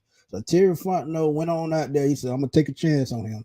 And he built that cornerstone around Drew Brees. You talk about guys like Deuce McAllister, he was almost through. But Marcus Colston, Michael Thomas, Jimmy Graham, countless offensive linemen. He just always built weapons around Drew Brees. So I feel like he could have done that for any quarterback that the Falcons put up. But what does Arthur Smith do? He goes out preseason, names the starting quarterback without a competition and no guidance, and it just destroys the season. And that's why I know Terry Fontenot did not have a hand in none of this. Because if he had, he would have went out and got a veteran quarterback. He would have had somebody on the center that was competent, somebody that was a little bit consistent, because there were guys out there. And one guy that I know was out there was Joe Flacco. And I said that in the video. I know he's 38 years old, but you need a veteran for these young players to get them to football. They weren't trying to hear that. They weren't trying to hear it. They already had their mind made up which way they were going to go, and they said that in the press conference. They thought Desmond was the guy. They thought Desmond was the guy. Not the coach, not the GM, but the owner and the CEO. So Richard McKay said that Arthur Smith don't report to Terry Fontenot. He reports to Arthur Blank or Rich McKay. And that's absolutely correct. So my question is, if McKay or Blank don't understand football, then why are you reporting to non-football people? Power struck. That's the only thing I can think about. Power. And then I got to thinking, Smitty, what is the infatuation with Arthur Blank hiring these people from within the division? Rich McKay comes from Tampa Bay. Terry Fontenot comes from New Orleans. Now we just got to get somebody from Carolina, I guess. Nah, ain't nobody coming over from Carolina. I tell you that. I can be honest with that. Because if somebody was going to come over, it probably would have been Cam Newton. I even thought about that as an option. That would have been better than Ritter. That would have been better than Tyler Heineke. Yeah, you paid Heineke $10 million. You could have paid Cam that, and he would have came played in Atlanta. He said it on his podcast. Arthur didn't. He didn't want me. And the funny thing about that, he stayed 3 doors down from Arthur Blank. Wow, that's crazy. All right, Smitty, let's get to talking about this. Let's go back to some of this game and talk about the the touchdown that Arthur Smith got mad about. And how did you feel about it? What's your thoughts on it? And I'm gonna get Hancock's thoughts as well, but I'm gonna start with you. How did you feel about Jameis going rogue and saying that he was I ain't, doing it for one of the guys? I ain't had no problem with it at all. And the reason why I say that, he did not prepare that team to come play. They did not look inspired to play. And you get paid to play 60 minutes, not when they sitting there kneeling the ball. You got to make sure that they not trying to pull a cheap shot. You got to stay on guard at all times. So that was the coach's fault. And like I said, I didn't have a problem with it. It was 41-17 already. What's 7 points gonna do? Well, that's what he said. I agree with him 100%. Now I a said lot when of it people happened. call it Bush League. They said it was Nah, Bush League and all this other kind of stuff and whoop the whoop and and I all know this. it's unwritten rules in all sports, but you get paid to play the full 60 minutes. This is what your paycheck say. So I didn't have a problem with it. And to be honest, that was the icing on the cake. That's what they needed. If that made him cuss that man out, that was the final straw. Yeah. All right, Han, what's your thoughts on it? That's your boy. That's James your boy too. Florida State guy. That's your boy. And what was your thoughts on what kind of he won the locker room. I tell you that. The boys standing behind him. He won the locker room. Well, they talk about, you can hear Shannon Sharp and all them folks talking about he should get cut, fired immediately, and all this other kind of stuff. Bruh, he won the locker room that day. But all right, Han, I'm gonna let you go. What you got on that? Yeah, I don't think that it was a wise decision for what Jameis did. I understand it, but what it showed me was that the coaches lost his team Yep. because anytime your players go out and defiantly do something that you instructed them not to do, uh, that goes without saying that you are no longer in charge. So I think the organization needs to make a call on the head coach for one thing, and get him out of there because he does not command his team. You can see that. There's no way in the world that when your head coach sends something in, you blatantly go against what the call was. And what they did had no bearing on anything for that player to get an incentive or something like that in his contract. He just hadn't scored a touchdown this year, and I just think it was a bad look. And I also think it was a bad look that the coach even commented on it to the media. In-house things stay in-house. He should have ripped his team in private. He should have told the press conference, and at that time, that's a matter that we'll handle in-house, and left it at that. Now, even explaining that to the coach, to Arthur Smith, Arthur Smith was irate, so there was nothing he was going to be able to say to squash that situation at that time. So after he did what he did, and Smith did what it was no sense in going over there saying, "Well, that was not on me" and all that. You just live with it. You tried to shake his hand. He had what he had to say. If you're not gonna fight him for getting in your face, then you leave it alone. You move on. But my major take was, I think the Saints need to move on from him as a head coach, because he is not the leader of the Saints as far as the head football. They don't respect But him. Hancock, So he showed that. Jameis shouldn't. He showed that in Oakland. He was out there. That's why I never Yeah, understood why they I hired agree. him. Right, right. Ryan And Nielsen is I right just there. Ryan Nielsen is yeah. leading your team. He carried New Orleans just like he carried the Falcons this year. That's why I said he deserves a head coaching job. You gave up that to get a guy like this who's never been a winning coach. That just didn't make sense to me. But they keep retreading these coaches anyway. They keep giving them Right. shots and all that, and you see what's happening once they have to show their mettle. There's nothing there. So Dennis Allen will get another coordinator's job somewhere along the line, and he'll retread and he'll be under somewhere where he'll become an interim coach when they fire the head coach again because he has that title of being a head coach. It just is what it is, and it keeps happening over and over. But And I'm gonna tell you, I I think Arthur Smith and Dennis Allen, but they should be college football coaches because, like you said, they can't lead men, but they probably can lead kids, but they can't lead men. yeah, I'm yeah, sorry. they walked Well, over with him on this Sunday. That was a with this bad transfer day for a head portal coach. shit, there's men in there too. I mean, hell, I think what Bo Nix got his AARP card in college. Man, Bo Nix been getting his Social Security 2 years. So I mean, so I don't know. But Smitty, let's go ahead and let's talk about the Falcons coach. We ain't gonna spend too much time. Well, we spent a lot of time, but let's go ahead and move forward. D. Will was on. He talked about Mike Tomlin. Who's your first two choices as far as the next coach? That's a great question. Well, I said Tomlin is one that's without a doubt. But as I told y'all last week, man, I'm sticking with what I said. Ryan Niels and Jerry Gray, one of those guys, keep it in house, and because they already have a connection with this team, bring in the offensive coordinator, anyone that you can find that can call plays. And one guy that doesn't get talked about is Byron Leftwich. I've said that before. So those would be my two. It would probably be either Ryan Nielsen or Mike Tomlin. Okay. Yeah, and Smitty, I'm not on the Belichick train. I'm just not on that. I D. mean, Will couldn't have said it better. I'm gonna keep it real, He just HO. I get it. yeah.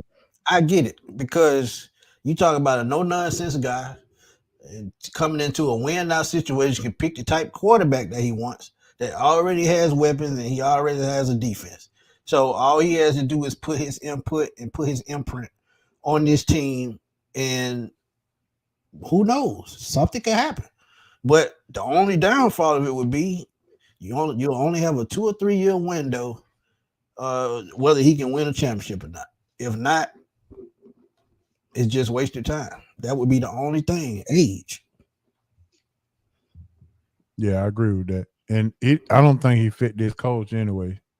No. You, Because you can't no. you can't go to press conference mumbling in Atlanta. Oh no. He'll be out in Buckhead, be done got his head bust. Let's be real. Let's keep it real. Yeah, we ain't doing that. But okay, you said Tomlin, Nielsen, Gray, and offensive coordinator Byron Leftwich. Damn, Smith gave us the whole staff. Woo! How can I beat that? All right, Han, you got anything on that? No, we We already had talked. told you, but Yeah, you yeah, I told told you the me that. coaches that I would like. Yeah, I do like the Tomlin angle. I would definitely move him up as 1A in my coaching tree or my search, because I think I need somebody that understands kind of what it has taken to be the head coach in this league and what it takes to move forward. Because I think he still has that youthful connection and also an old school approach. So I think he could bridge that gap. And you definitely need to change the culture here. I think he is definitely a culture changer. So Right. Tomlin, to me, even more than I am a Bieniemy fan, because I do think you need an offensive minded coach. Maybe you could bring him in to be his OC. I don't know. Maybe that would work. See if Bieniemy wants to come in and run his offense. So I'm with that. But I think Tomlin as the lead guy, I'm all in. You all in. Yeah. All in. The only thing with Tomlin with those is he's never hired an African American DC or OC. Yeah. So Well, it had this to will be a be his. first to make a second.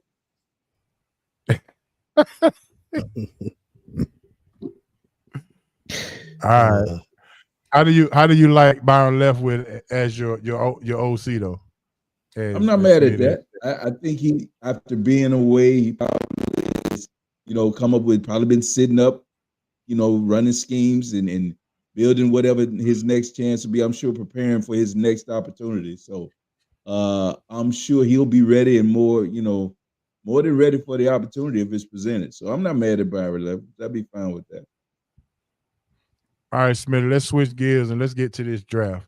If you had the best quarterback available, the best defensive end available, and the best center available, if you're the Falcons, which one you take with the number 8 pick?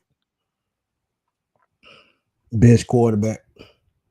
I Best did a quarterback. video earlier today, and the reason why I say quarterback, and I really don't care what the cost is to go up to number one, just do it. You did it for Mike Vick 20 some years ago, so it's time to make that move again. I would rather risk those draft picks for 2 years in a row and have that quarterback for the next 10 to 15 years than worry about those draft picks. So do what you got to do to move up that board and get one of those guys. I don't care who you pick, just as long as they pan out, as long as they lead this team. Because you have weapons on this team that a Patrick Mahomes or Aaron Rodgers would die for.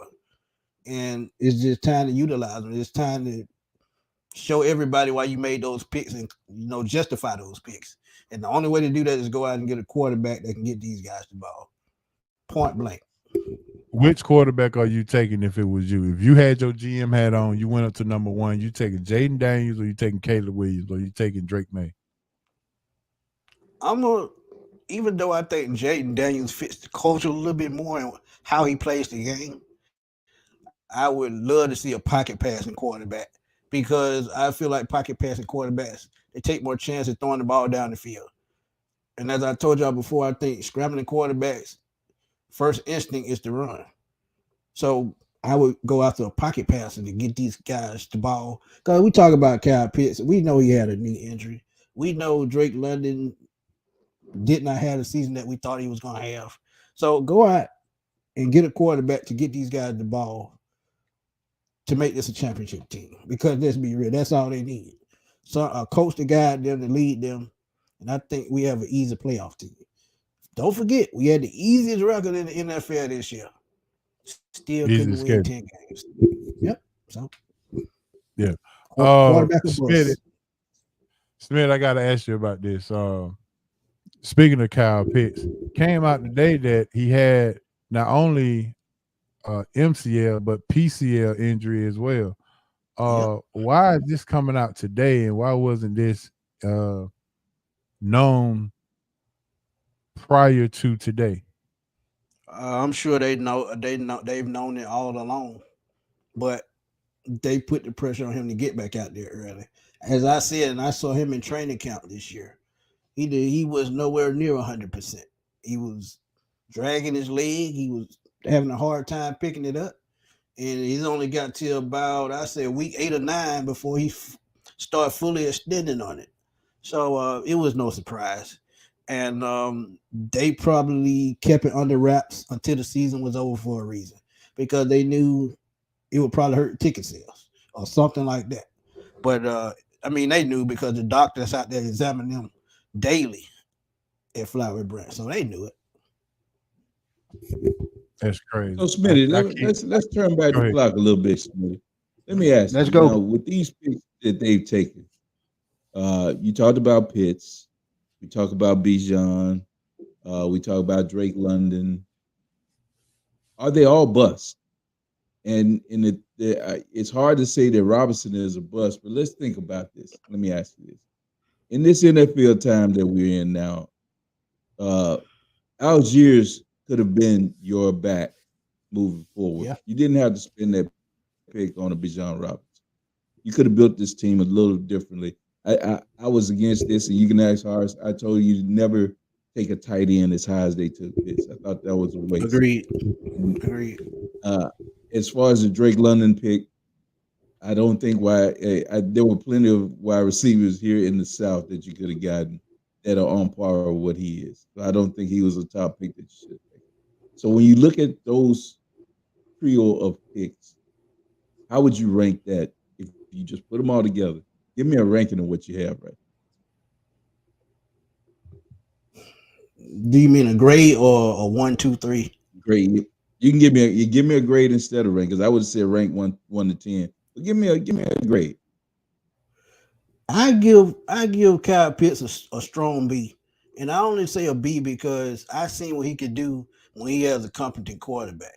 He had Matt Ryan. He was doing what he needed to do. He had 1,000 yards receiving. He only scored one touchdown. That wasn't his fault. Do Because you we do seen the you same take with something Julio away from Jones. that because So of where he Kyle was Pitts is picked from? solid B. Even with him being picked that high. Like I said, he's a superior talent, and with the right quarterback, he could show that. I said this before. Give him a Patrick Mahomes and see what he can do. If you get an All Pro quarterback with a Kyle Pitts, 6'5", 255 pounds, if the offensive coordinator does not scheme around him and don't want him to be effective, it's not his fault. At the end of the day, it's how you scheme. And I said this Where before the season started. If you're gonna build your offense, build it around a certain player. Either it's gonna be Bijan Robinson, either it's gonna be Kyle Pitts or Drake London, one or the other. It can't be all three. but my So question to you is where was Laporta drafted for Detroit? second round, Is he a top flight tight end in the NFL right now? he's a top flight tight end right now. But you see, And he that has and a that's my competent point. quarterback. He has a But competent that's my quarterback. point. That's You got a Yeah, competent play but call. but my exactly. point on it is you spend picks like that in the second. You can find talents like that in the later rounds. You don't use a pick number 4 to take a tight end. That right there Yeah, is ridiculous. not with a Michael Parsons on the board. I kicked the TV. I'm gonna keep it real. I kicked the TV. I just this is why, and then Harrison, we talk about things, and this is what frustrates me when I look at organizations like the Falcons. I can go all the way back to taking Bert Emanuel, a converted quarterback, as a wide I receiver. remember Why that. would you do that? Yeah, You understand what I'm 1993. saying? Yeah, Yep. these are things that they continually do as an organization. And I know this is what frustrates Big Homie, but it frustrates me to no end when they continue to do this thing, even with different regimes, with different management, with different ownership. They still do the most idiotic thing. So But but how can you? but Hancock, I don't know. I guarantee you, it's all off the blank. These are the type of player that he wants. Because if you look back over the time he's been here, what was the very first pick he went and got when he bought this team? Michael Vick. What does he do a little bit after that? He tried to go at the boy to get Megatron, but they did not bite. He goes out to get Julio Jones. He only likes players that are going to sell tickets. And that's just the way he thinks. It's all man. Whew. This frustrating to talk about, man. Trust me, it is. Because when I do these draft profiles on all these players that they could look at, they are only going to go for the high profile players. And Drake London was the highest profile wide receiver when they took him. I wanted Garrett Wilson. And think about this too. You had a receiver right down the road in Athens named George Pickens that could come in and do way more than what Drake did, and they got him in the second round. So that's That's my another point. wasted pick. I got you. I got That's you. exactly what I I'm got talking you. about. Hey, I got you. Trust me, I know how you. I know exactly where you was going. All right, Smith. What is our second biggest need other than quarterback? Is it a center? Is it a defensive end? Is it another offensive lineman with all the injuries that we got? That's a great question because I want to say wide receiver so bad. But as I look at Jake Matthews and Caleb McGarry, I think it's time for both of them to go. So I would have to say left tackle. If they took a left tackle at number 8, I would not be mad at all because somebody's got to protect that quarterback. If you bring in a veteran or a free agent, via trade or free agent, tackle is the next position easily. Well, now Dolman has been hurt a lot this year. What about our center position? Ever since Alex Mack has retired, it just ain't been the same. I think they can go out and find another center free agency, a veteran. And as I've said, man, I think sometimes veterans better fit than young guys, unless that young guy is just a mauler. Because as I looked at what that kid named Joe Schmidt that came out last year, I think he's in Baltimore. He was damn near all pro as a rookie. So if you don't Mm. get a guy like that, you go out and find a veteran. Alex Max came over in a trade. You can go out, probably get a new center for what, third round pick. Do what you got to do. Go get a veteran because before Bergeron got there, Elijah Wilkinson was there last year. He was a 6 or 7 year veteran, and he held the line perfect. Sometimes it's just all about where you put these veterans and how they fit in what you try to do. So if they go out and find a guy that can fit into what they try to do, and there was one out there, Ben Jones, but they never pursued him. He actually played for Arthur Smith in Tennessee. So I'm just clueless as to what they're doing. But yeah, center, I would address that in the draft again. Um, if someone asks you what is the Atlanta leadership structure, how would you answer that?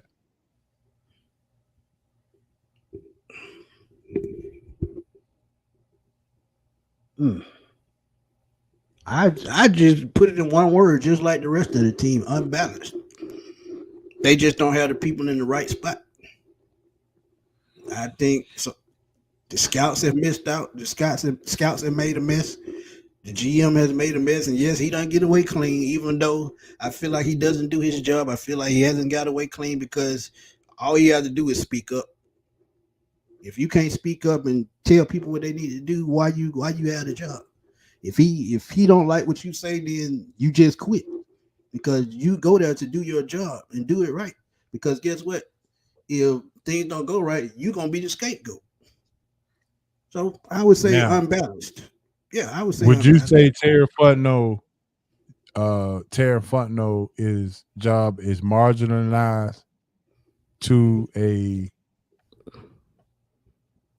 do as I say kind of Absolutely, workforce? absolutely, absolutely. And if he's not getting the same power as Thomas Dimitrov, that's exactly what it is. Dimitrov had full power, and we knew that. But we haven't had shown any sign that Terry Fontenot has full power. We have no signs of that. Yeah, and that's the thing that's bugging me. So this year's draft, we can't. I mean, the report comes out that Arthur Blank and Rich McKay would head the search with the input of Terra Fontenot. Do you think we go get it right? If you had a betting situation, do you think that we're going to get it right with with that statement being the case? I'm gonna keep it real with you.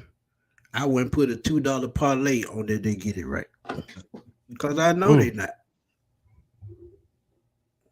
Hancock, correct me if I'm wrong. Where have they shown you No, that they can get it right? you are definitely right, man. I don't think that the leadership and organization, we sit here and we talk about the players and what they should do and how they should, move forward. But if you don't have the structure in place to draft the players and put the right people in here, it's not going to work anyway. Right. So no, they haven't shown me enough to say they're going to get it right. And that's one thing I can say about Bill Belichick. Yeah, he's old. Yeah, he's grouchy. But every single offseason, you see Bill Belichick out on the road scouting these players on his own. That's why I would have no problem giving him the GM role. He go out and does the work himself on the ground himself. I haven't seen nobody do that for the Falcons. Nobody. all right, Smith. My last question for you: with the Senior Bowl coming up in a couple of weeks, and you got the combines coming up, how fast is this transaction gonna go down as far as us getting the coach with all the blank screaming that we got to be patient? I think he gonna take long as he want because at the end of the day, Terry Font don't know how to scout. So they don't have to rush. They don't. And to be honest, I think he needs to have a coach in place before the Senior Bowl. He needs to, because they need to come in and figure out what the groundwork is going to be to lay down everything that they need to put together to make this a successful team. So they got to start from the jump before the Senior Bowl, before the combine, and especially before the draft, because they have to know exactly what kind of ground they're going to lay down to build this team and how they're going to build it.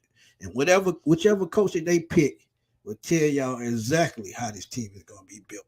If they bring in a Belichick, he probably brings in a whole new staff, which is why Mm, he may just be out altogether. A Mike Tomlin, he comes in. I think they can probably keep the defensive coordinators, but that's if. If he goes out and get a first year guy, I think it's going to be a disaster because it's going to be the same thing over and over. Because every yeah, coach he's hired has been a first year guy.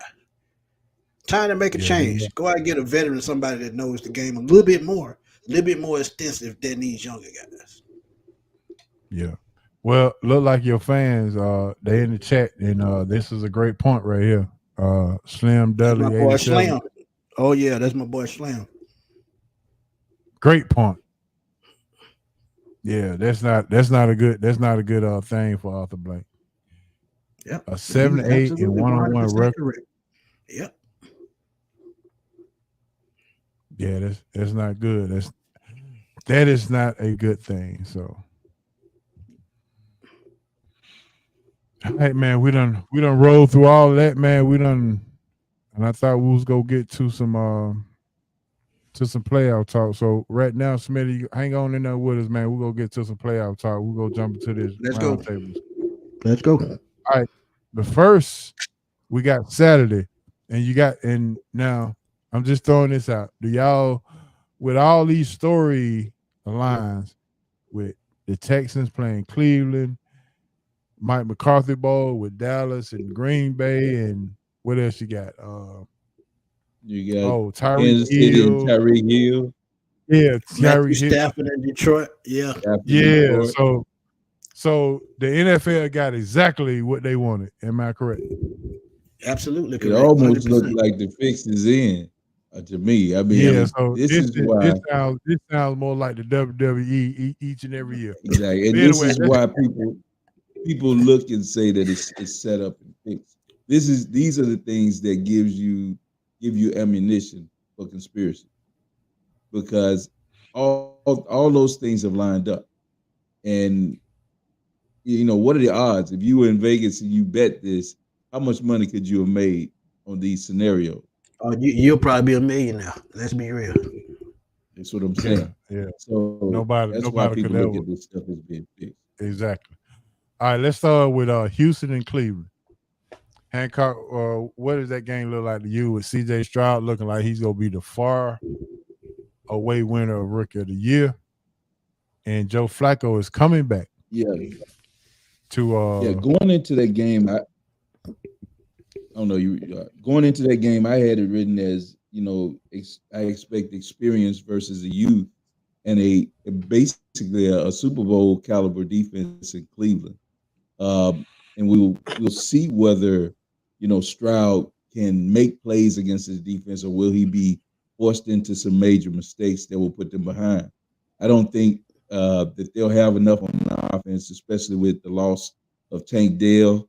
I think he gave them a balance and a threat that could probably have presented some problems for Cleveland, having to cover a few more, a big time. Well, I'm not going to say big time, but a threat that he proposed. He could score from anywhere on the field with the speed and what he Oh brought yeah. to the table. So Oh yeah. I just think that they don't have enough in the experience. I think is going to win out. You're looking at Flacco, who's been there, even though he's been out of the game seems to have slowed down. He looks like a better football player now to me he did when he was playing with the Ravens. And that's saying a lot because he won a Super Bowl. But if you can Yeah. remember, he had a world-class caliber defense at that time too and won. So I think that the experience and the defense will win. I think they'll go into Houston and come out with the W, to be honest with you. I think it's just too much Yeah. experience. all right, Smith. How do you see that? I agree with Hancock 100%. Joe Flacco went home, made a couple bologna sandwiches, and got back on the track, and he ready to go.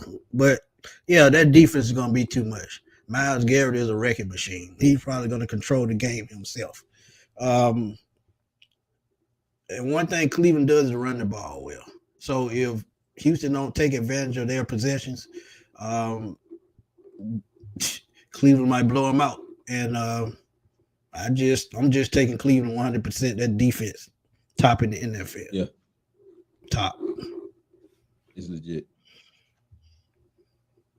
Um, Miami and Kansas City. All right, Ooh, hand. that's a Well, good one. Smith, we'll let Smitty go first on that. That's a tough one, man.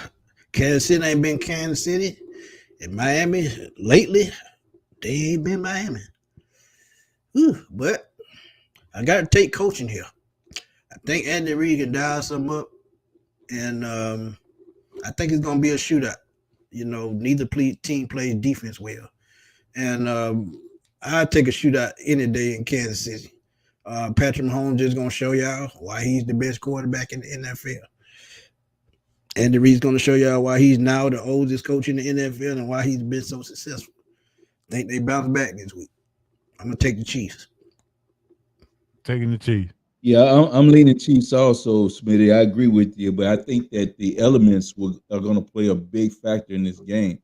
I don't think that Miami is built for that. You're talking about a team that's built on speed and perfect weather conditions. I don't know if Tua's Right, arm is going to be. I know he gets the ball out fast, but in that, I think Kansas City crowds the receivers, and I don't know if I know the run game has been special for Miami this year when they create the run off of what they do passing wise.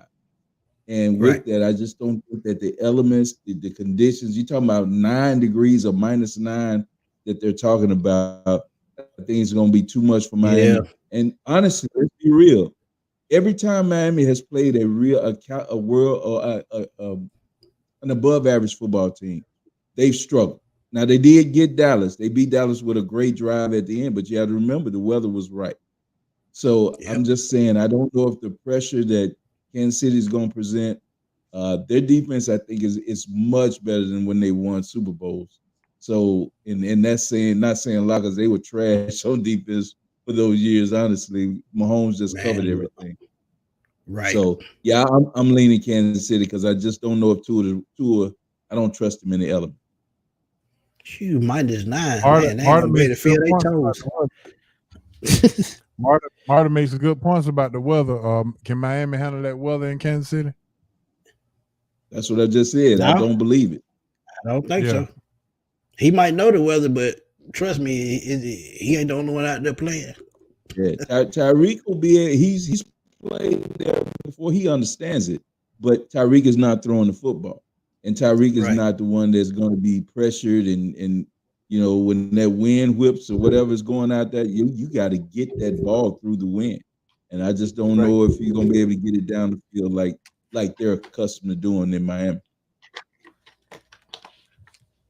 Marta says quarterback is from Hawaii. That's what I'm saying. It's a whole different element. Hey, all right. So Green Bay, Dallas on Sunday, 4 o'clock game. All right, big You homie. want me to go That's first? your team. That's your boys. Yeah. What you got? Yeah, Uh, does Mike this is another game. does Jordan Love This scare is you? another. Yeah, Dallas is so good at home. That's one reason I'm leaning Dallas. It's not because I'm a homer or anything. They just play well at home. I think they'll be able to get Green Bay there. Now, I was one of you guys that was singing the praises of Love because I think he's done a great job. He's come on. They've cultivated his talents. The receiving crew he has, I think they're good. I think they're coming. I think in a couple of years, nobody's going to want at all. I think they're coming. They're going to be a real good franchise in the next year or two. But I don't think they're ready this year. I think Dallas will have too much for them. CD Lamb has been uncoverable the last part of this year. Ever since the 49ers game, he's probably a top 2, top 3 wide receiver in the game right now. And as long as The one caveat we have is that we know Dak can Dak. Now that scares me because he can Dak at any moment, and when he Daks, we out. But I do think they have enough defensively, and I think they'll get through it. It'll be a good game for most of the game, but I think Dallas wins it at the end. You I notice, agree with that. I agree you with that. notice that there's no more trade rumors about Jordan Love. Beginning of the season, that's all we heard was Yeah, trade rumors for Jordan Love, and boy, yeah. that he has silenced that completely out. And But all I right, think this Smith. goes hand in hand with what I was telling you and talking to you about. And Smitty, I don't know if you might agree with me or not, but I think if the Falcons take a young quarterback, I think they need to get a veteran so he can learn. He can. I wouldn't say sit him maybe the whole year. Sit him at least over half the year before you bring him in. Let him learn the game and learn how to be a pro. I just think that's the way, and we see it with Green Bay. Green Bay has two Hall of Famers back to back and Brett Favre and Aaron Rodgers. And I'm not saying that Jordan Love, I'm not going to go out on a limb and say he'll be a Hall of Famer, but we can see him sitting has helped him. He's helped him immensely. He looks like an Yeah. NFL quarterback now. So I think Mhm. that should be one of the things that, if you don't have a quarterback that's supposed to be this once in a generation like Caleb Williams should be or whatever, whomever you bring in after these other ones, I think they should sit a year or most of the year behind a vet. What do you think on that? Yeah. I agree. And this is why I say Russell Wilson makes so much sense to come to Atlanta. You can still draft the quarterback, play behind him a year or two, depending on how you want to pursue it. But that's the only way that a quarterback is going to succeed in the NFL. If they have time to sit and learn the game. I don't know what the hell Desmond was doing last year. It looked like he was playing Scrabble at the desk, but he didn't learn nothing. So Mm. But you got to as bring I in a look at quarterback that can teach him. Mariota was, man, he was not the guy to learn. but Hancock, think about this too. They did not have a quarterback coach.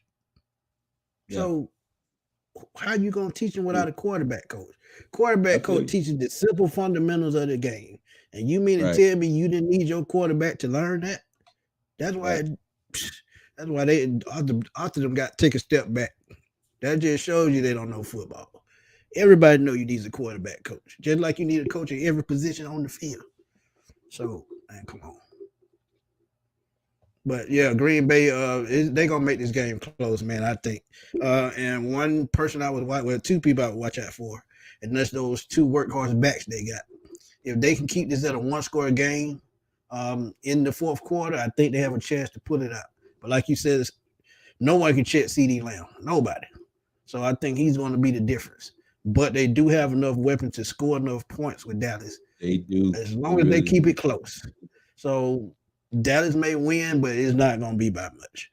But Yeah. Aaron Jones and AJ Dillon are two guys I would watch out for this game. Yeah, I think it's a high scoring game. Honestly, I Uh, think this is one that wants to be at a premium.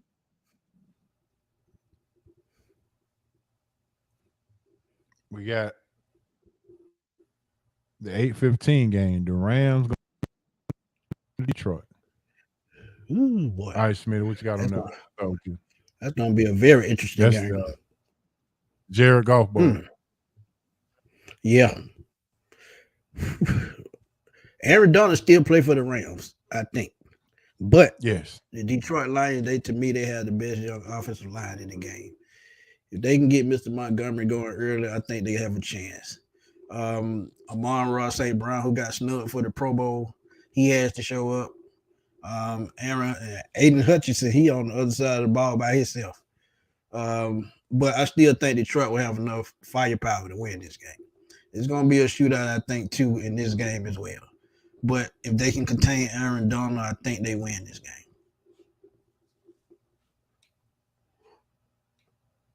Yeah, me looking at this game, and we call it, you said it was the Golf Bowl. I said Stafford Golf Bowl. So I think it's huge, especially Stafford going back to Detroit. I think that, this is the consensus hottest team going into the playoff is the Rams. A team that Yeah, everybody's saying that nobody really wants. They have an established run game. Kyron Williams, I believe is his name. The running back has Yeah. come yep, in, solidified the run yep, game. They give it to them about 22 to 25 times a game, and they run off of that. You got Puka Nakua, who burst on the scene as a rookie and was just filling the door before Cooper Cup came back. Then when Cup came back, now you have him. Tutu Atwell has moved down to that third receiver that you want, and then you have Demarcus Robinson, a former Kansas City wide receiver, and at tight end you got Tyler Higbee. So they have Yeah. weapons, and Stafford pulling the trigger with Donald, like you said, on defense that can make a play or two. I think the Rams are live. I think everybody might be overlooking them a little bit. I think they're live. I think Detroit is banged up. They lost one of their best weapons on the special teams. I don't know if he'll be back this week. Yeah, Return Maven special. Reeves. Yeah. He's the other kid, number 11. I'm thinking of. Can't think of his name, but whomever he was, he's hurt. I know he got hurt. Amon-Ra St. Brown, we talked about, is definitely a threat. I think he'll be a factor, but I think Laporta is out also, or banged Yeah. up, Yeah, but Laporta. not out. He banged up. Yeah, he banged up. So, so we're looking at some chinks in the armor on Detroit. The two running backs are legit, and I think is Williamson back this week. Jameson, he got hurt a week No, ago, I think Jameson he so out. Williams. I think he out too. yeah, Yeah. Jameson Williams. I think he out. He's out Yeah, too. So see, that's what I I yeah. think mean with so. some things. So be careful, be wary of the Rams. They could go in there and upset Detroit. And then we'll be looking at Mr. Kneecap Biter a little bit differently because he played these guys, a lot of his guys, when he had nothing really to win or prove in last week's Uh, game. So we'll see. I think Detroit is nice and they're good, but be careful with the Rams, man. They came on and they really playing. Yeah. Smitty got your folks in the chats. Holler Sean McVay and to the family. don't listen to nothing they say until you Don't see listen. it breaking news by an insider. Don't listen to nothing they say. Nothing. Mm. Well, let me see what my last game is. Oh, Philadelphia and Tampa Bay. Ooh, boy. Ooh, big homie, what you got? Philly, Both Tampa of Bay. these. Oh yeah, Yeah, yeah. Baker I Mayfield is. Philly, I Philly, smell an upset. I smell an yeah. upset. Philly leaking more than a '67 Buick right now. They are hurting. I mean, they are bad right now, man, and it's a problem, man. When you look at what's happening with Hurst going in, he's been banged up with the knee all year long, and now he has a broken finger or a dislocated finger on his throwing hand. AJ Brown is coming in banged up with a knee. You got Devontae Smith, who had Yeah. an ankle injury when he got rolled up on 2 weeks ago, so he won't be 100%. The offenses that we've seen with Philly, the reason they were good, yeah, they lined up, they run no real motion, but they always had a threat with Jalen Hurts in the backfield that Right. could move the chains and keep drives alive. I think what happens with them, if you can keep them out of 3rd and 4, where they run to get a 2-3 yard play and keep them out of that booty pushing play, they're in trouble. It is what it is. Unless they can line up, and I agree with what Shannon Sharp said, unless they line up and run that the whole game and get 3 yards of carry, they're beatable. The defense Yeah. is not anywhere near what it was. They did plug in a lot of Georgia football players, but they're young. They don't understand a lot of scheme. And then when you lose the offense and defensive coordinators at the same time, you lose a lot. So Right. I think they're right for the pick, and I agree with you. I think they come out with a loss today, and hey, it is what it is. I think Philly goes home this week. Yeah, I Philly like goes Tampa home. Bay defense too, man.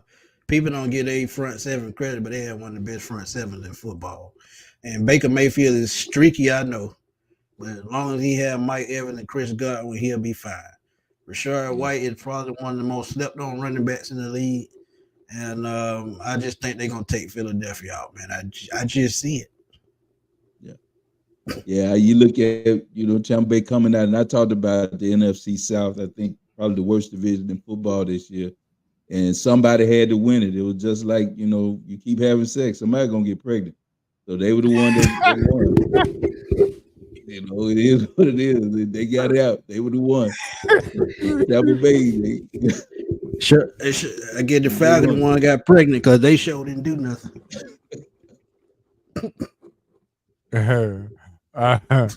Last game this weekend, Pittsburgh, Buffalo. Going to Buffalo. Pittsburgh used to that weather, so it ain't gonna bother them. All right, Pitt, Smith, I think it's on oh you. boy. I got to go Buffalo, and the only reason why is the quarterback position. I don't think Pittsburgh in the same ship as Atlanta. They need a quarterback. Other than that, I think they fine because we all know, like I've been saying, they've been running the same system on defense the last 50 years. But they haven't had a quarterback in what 3-4 years. I'm taking Buffalo because I'm looking at James Cook. Man, James Cook, one of the best unsung running backs in the league. Then you have Stephon Diggs, who finally broke out last week, and Josh Allen. Even though he had about 8 turnovers last week, they still won the football game. But I just think Pittsburgh won't have enough offense to keep up. Yeah, I agree with it. I don't Yeah, think they TJ have White enough is out offense. too. Thank you for That's reminding the me of that. that's the Yeah, key right there with TJ being out yeah, on defense, and I think in Fitzpatrick's still out in the secondary also.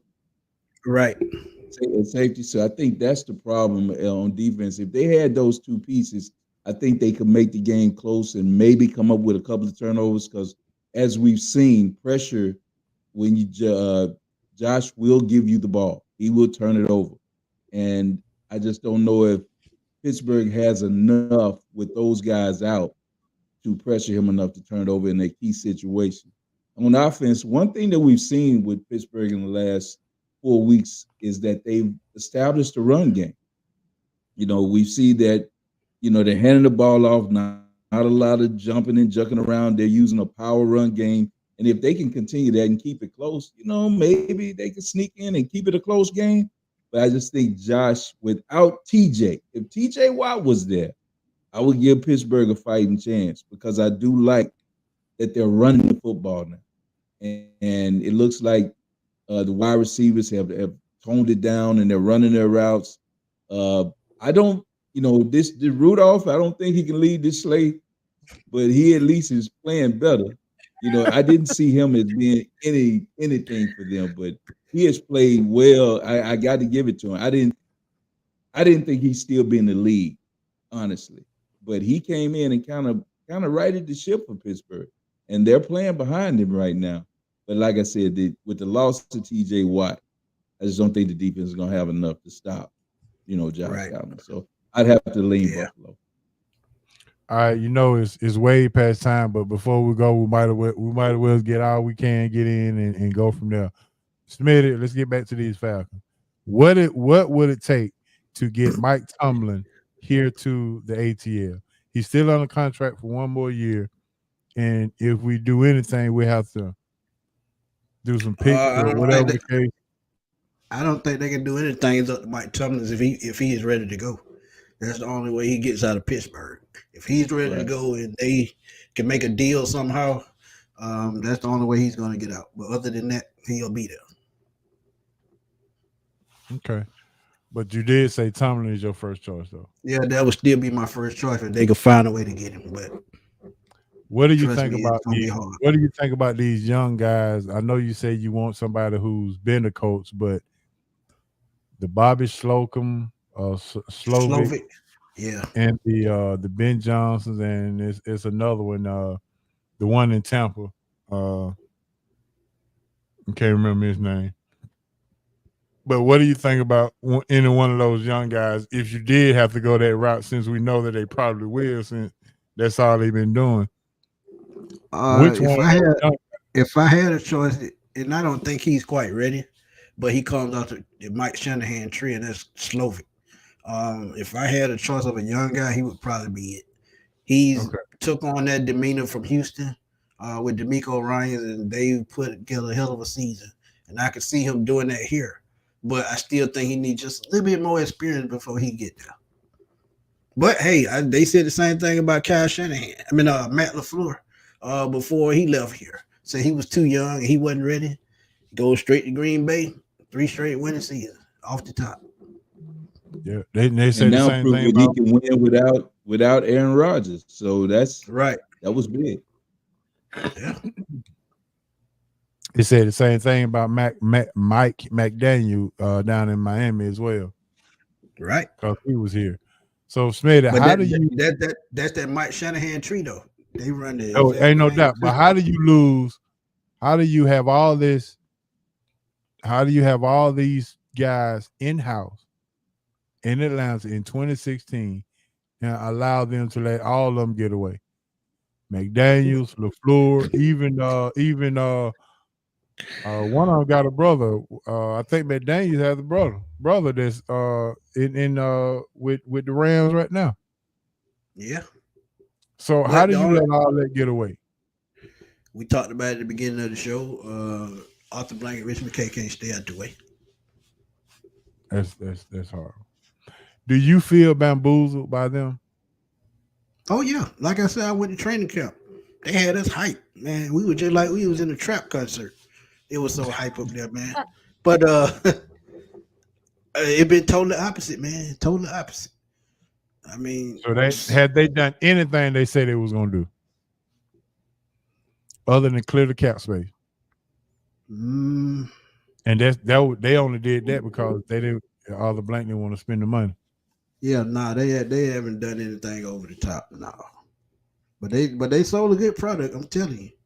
But they were just like a dope man in front of the bando, man. They were selling that junk so hot. I'm telling you. If It's they been had disappointing to say the least. if they had a used cars dealership, they lot to stay empty. Yeah. Yeah, they were yeah, they were they were talking fast, man. Just put it like that. They were talking fast and they could sell a Pinto from a Porsche lot. Just put it like that. But any other way we can fix this problem other than selling the team or McKay getting out the way? Well, they say he was gonna get out the way the one time, but he never did. So, I mean, how much trust do you have in this leadership moving forward? Like I said, man, let the man do his job. That's it. Don't get no simpler than that. Let the man do his job. Bring in the type coach, quarterback, offensive coordinator that he want. Try to keep those defensive guys on this staff, and it's a quick turnaround, I think. But they have to Quick let them turnaround. do they have to let them do their job. Have to. Yes, I agree. I agree. Shout out to Jesse Bates being all pro, made the all pro first team. Shout out to Jesse Bates. My question, Smitty, is do you think he has a chance to be the defensive player of the year? He should. But I think that kid from Dallas who had those 5 pick sixes, I think it hands down his year, man. We've never seen nothing like that before.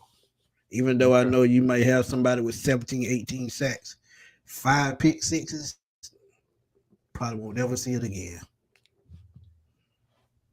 Okay. What else you got before we get off him, Smith? Anything else we need to be informed about, or anything that you have heard that we hadn't heard, or anything that you feeling like might like drop before you drop another video? Nah, not really. It's draft season. It's finna be in full effect. So, yeah, I'll stay tuned to the Sports Machine, man, because I'm gonna give y'all draft profiles and give y'all an inside look on some of these hot players coming out, and hopefully we can grab one of them because we definitely need it. Trust me, we definitely need it. But as soon as we get info on a new head coach and who may be in the running, we've already heard Bill Belichick could be in the running. Ben Johnson could be another guy, Mike Tomlin. But just stay tuned, man, because it's gonna be a long off season. Trust me. Your boy Let me Henry ask just you put this. in the chat Mike I gotta Vrabel. you keep talking about you talking about Belichick. Since Saban is out, would you like Saban? No, I see what he did in Miami. That's all I need to see.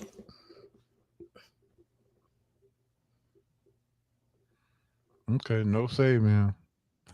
Nope. Um, Mike Vrabel. What do you Nope. think of No his more. thing? No more Tennessee Titans. Nowhere. No more Not Tennessee. even here. Henry. Nowhere.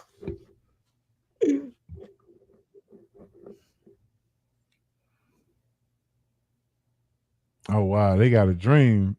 What Strap? With my boy Strap 24. Mike Vrabel head coach, Ben Johnson OC, Airbnb quarterback coach. Oh my He God. ain't gonna drop down to no quarterback coach. That No, gonna kill he that won't go dream down right there. there. No, he No, won't go that he low. going. He going up, not down. No, Yeah, I I don't agree. see it. Good deal. What else I got for you? Oh, let me see if I can do the Smitty real quick. All right, ladies and gentlemen, it's been a great show, great night. Make sure you tune in and make sure you go to at SRT SRT Sports Talk Radio YouTube page. Click the like button and subscribe button to help us get our YouTube our likes and our Video through YouTube. the YouTube universe. Yeah. There you go. I'm trying to do the Smith. I can't do it like you, Smith, but I you forgot. I forgot. I forgot you was in the chat last night, man. My bad. yeah. So, Yeah. but yeah, make sure you like and subscribe. Make sure you like and subscribe to the channel. Also, like the Facebook page that we're on too at SRT Sports Talk Radio. And yeah, make sure we do all that, man. We appreciate y'all tuning in to this Wednesday night, and trying to check and see what the Hawks was losing at halftime to the Philadelphia 76ers, and I think they are still losing. I'm They trying might to well see if just I can. say they might well just blow up the team, man. Hey, they can't Damn, catch a man, you gonna break. blow the team up? They can't catch a break. Man. Oof. Boy, if it went from the All right, Braves, ooh, Lord. yeah. Before we get out of here, man, y'all thoughts on the Cat Williams interview? Funny, he a Well, comedian. That's We'll I start with you, mean, Smith. Go ahead. I I love the interview. I watched it from beginning to end, and I loved it. He had the right to speak. You know what he knows and how he feels, and a lot of I actually believe because we all know we our own worst enemy. All right, Han. I know you got a kick out of it. hey man, a lot of it was kind of believable, man. I mean, a lot of things he said he had receipts for, and nobody came right out and said it was a lie. So that's the point that I'm seeing. That Right? Bernie Mac's daughter, she came out and she kind of amen some of the stuff he said. Ice Cube looked Yep. like a hostage survivor. He didn't want to go against what Cat was saying when he came out and talked about. He looked like he looked like he was held in hostage. So yeah, kind of like what he Yeah, said. yeah. This He was froze up a little bit. He was a little yeah, tense. he was. So and when you think about some of the stuff he said, man, it generally takes time to build and be as big as Kevin Hart became overnight, seemingly. When he went to Hollywood, like Kat said, all those deals are already in place. I don't know. I don't run in those circles, but it sure seemed like some of the stuff he was saying was true, man. So you know, like I said, a lot of people are kind of like, yeah, what Cat's saying is true, and it's not a lot of people coming out, and even Ricky Smiley, I don't hear him really going all in, Yeah, butting a lot of Faison what he Love said. show played himself though. Faison Love told on Yeah, himself. see that? Mm. So I don't know. Cat had a little credibility. Had a lot of credibility. Yeah. Yeah, he was jumping for sure. All right, Smitty, man, go ahead and go ahead and do your YouTube. Go ahead and do your marketing real quick before we get off. Yeah, y'all know where to catch me, man. Smitty Sports Machine on YouTube. At Fatboy Slam _21 on Twitter. That's where I'm at most of the time. I don't be on Facebook too much, but y'all can catch me, Antoine Smith. Everything that I drop on my channel ends up on my Facebook page, so y'all can go check out the latest work that I've done. And trust me, it's gonna be a long off season, just like I said. But I'm gonna keep y'all up to date as much as I can. There you go. And I'm gonna have you on as much as I can because we got to get this thing right. And do you think Arthur Blank hears some of the rumblings that we talk about or that is Oh being yeah, said? oh yeah, yeah. He kind of implied it in the press conference. I mean, he probably don't pay no attention, but he watches. Trust me, because like I said, we pay their bills. Yeah. So if he's not personally doing it, he got the ears out there listening, and they report back to him. Right. To do that. So, what is it gonna take to get this Rich McKay guy backing up out of the way? I think a hearse with some 26s on it. That's about all I can think of. Whew. Could it be that any coach that they bring in that is asking for full control over player personnel? Not gonna happen. It's not gonna happen. Not gonna happen. Nope.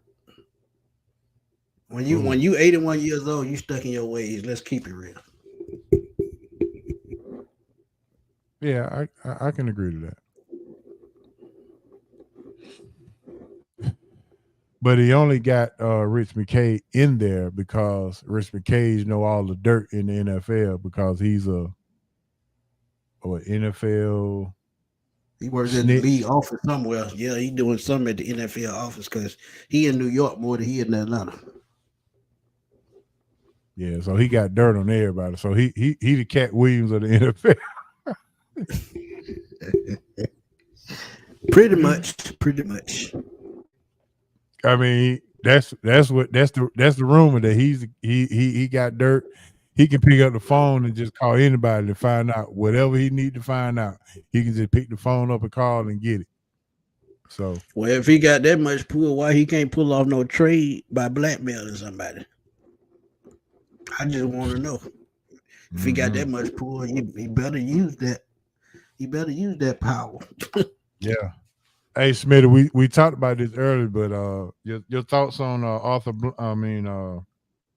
Nick Saban retiring from college football. Your thoughts on that real quick. It was time. And it's been showing for a while. We just weren't paying attention. Recruiting went down, and like I tell people, man, when Kirby Smart left, it seemed like it was downhill from there because that was his top recruiter. And sometimes when you lose your left hand, your right hand suffer. So that's what happened. So I'm not surprised. Not surprised. All right, man, we're about to get up out of here, man. So what we're going to do, man, shout out to everybody who tuned in tonight. Our tenants, Smith Sports Machine, all the YouTube people, all the new listeners, man, we all appreciate it. We ran kind of late tonight because we got stuck on this Atlanta Falcons thing, but I think it's worth noting that we had to give it to you and bring it to you to let you know how we actually feel about being lied to and being bamboozled for years and years and years. Arthur Blank has owned this team since 2002. Yeah. 2002. And he's only accomplished 78 wins and 101 losses. That's not good leadership. Nope. That is not good leadership. So I think it was well worth going over tonight to give y'all all of that information and all of it that you needed to know about what's going on in the inner workings of the Atlanta Falcons leadership team, which is actually holding us back. So there you go. All right, Smitty, man, we appreciate it, bro. We'll talk soon. And Han, you know how we do it. Let's roll, baby. Boogie, I'm headed home, baby. It's your main man, H.O. from Bankhead. R.I.P. Moms and Pops, R.I.P. BC. And if you love the show, tell a friend. And if you didn't, clean everybody out of Atlanta. Let's go, baby. There it is. And we out, man. Peace. We'll holler at y'all next week.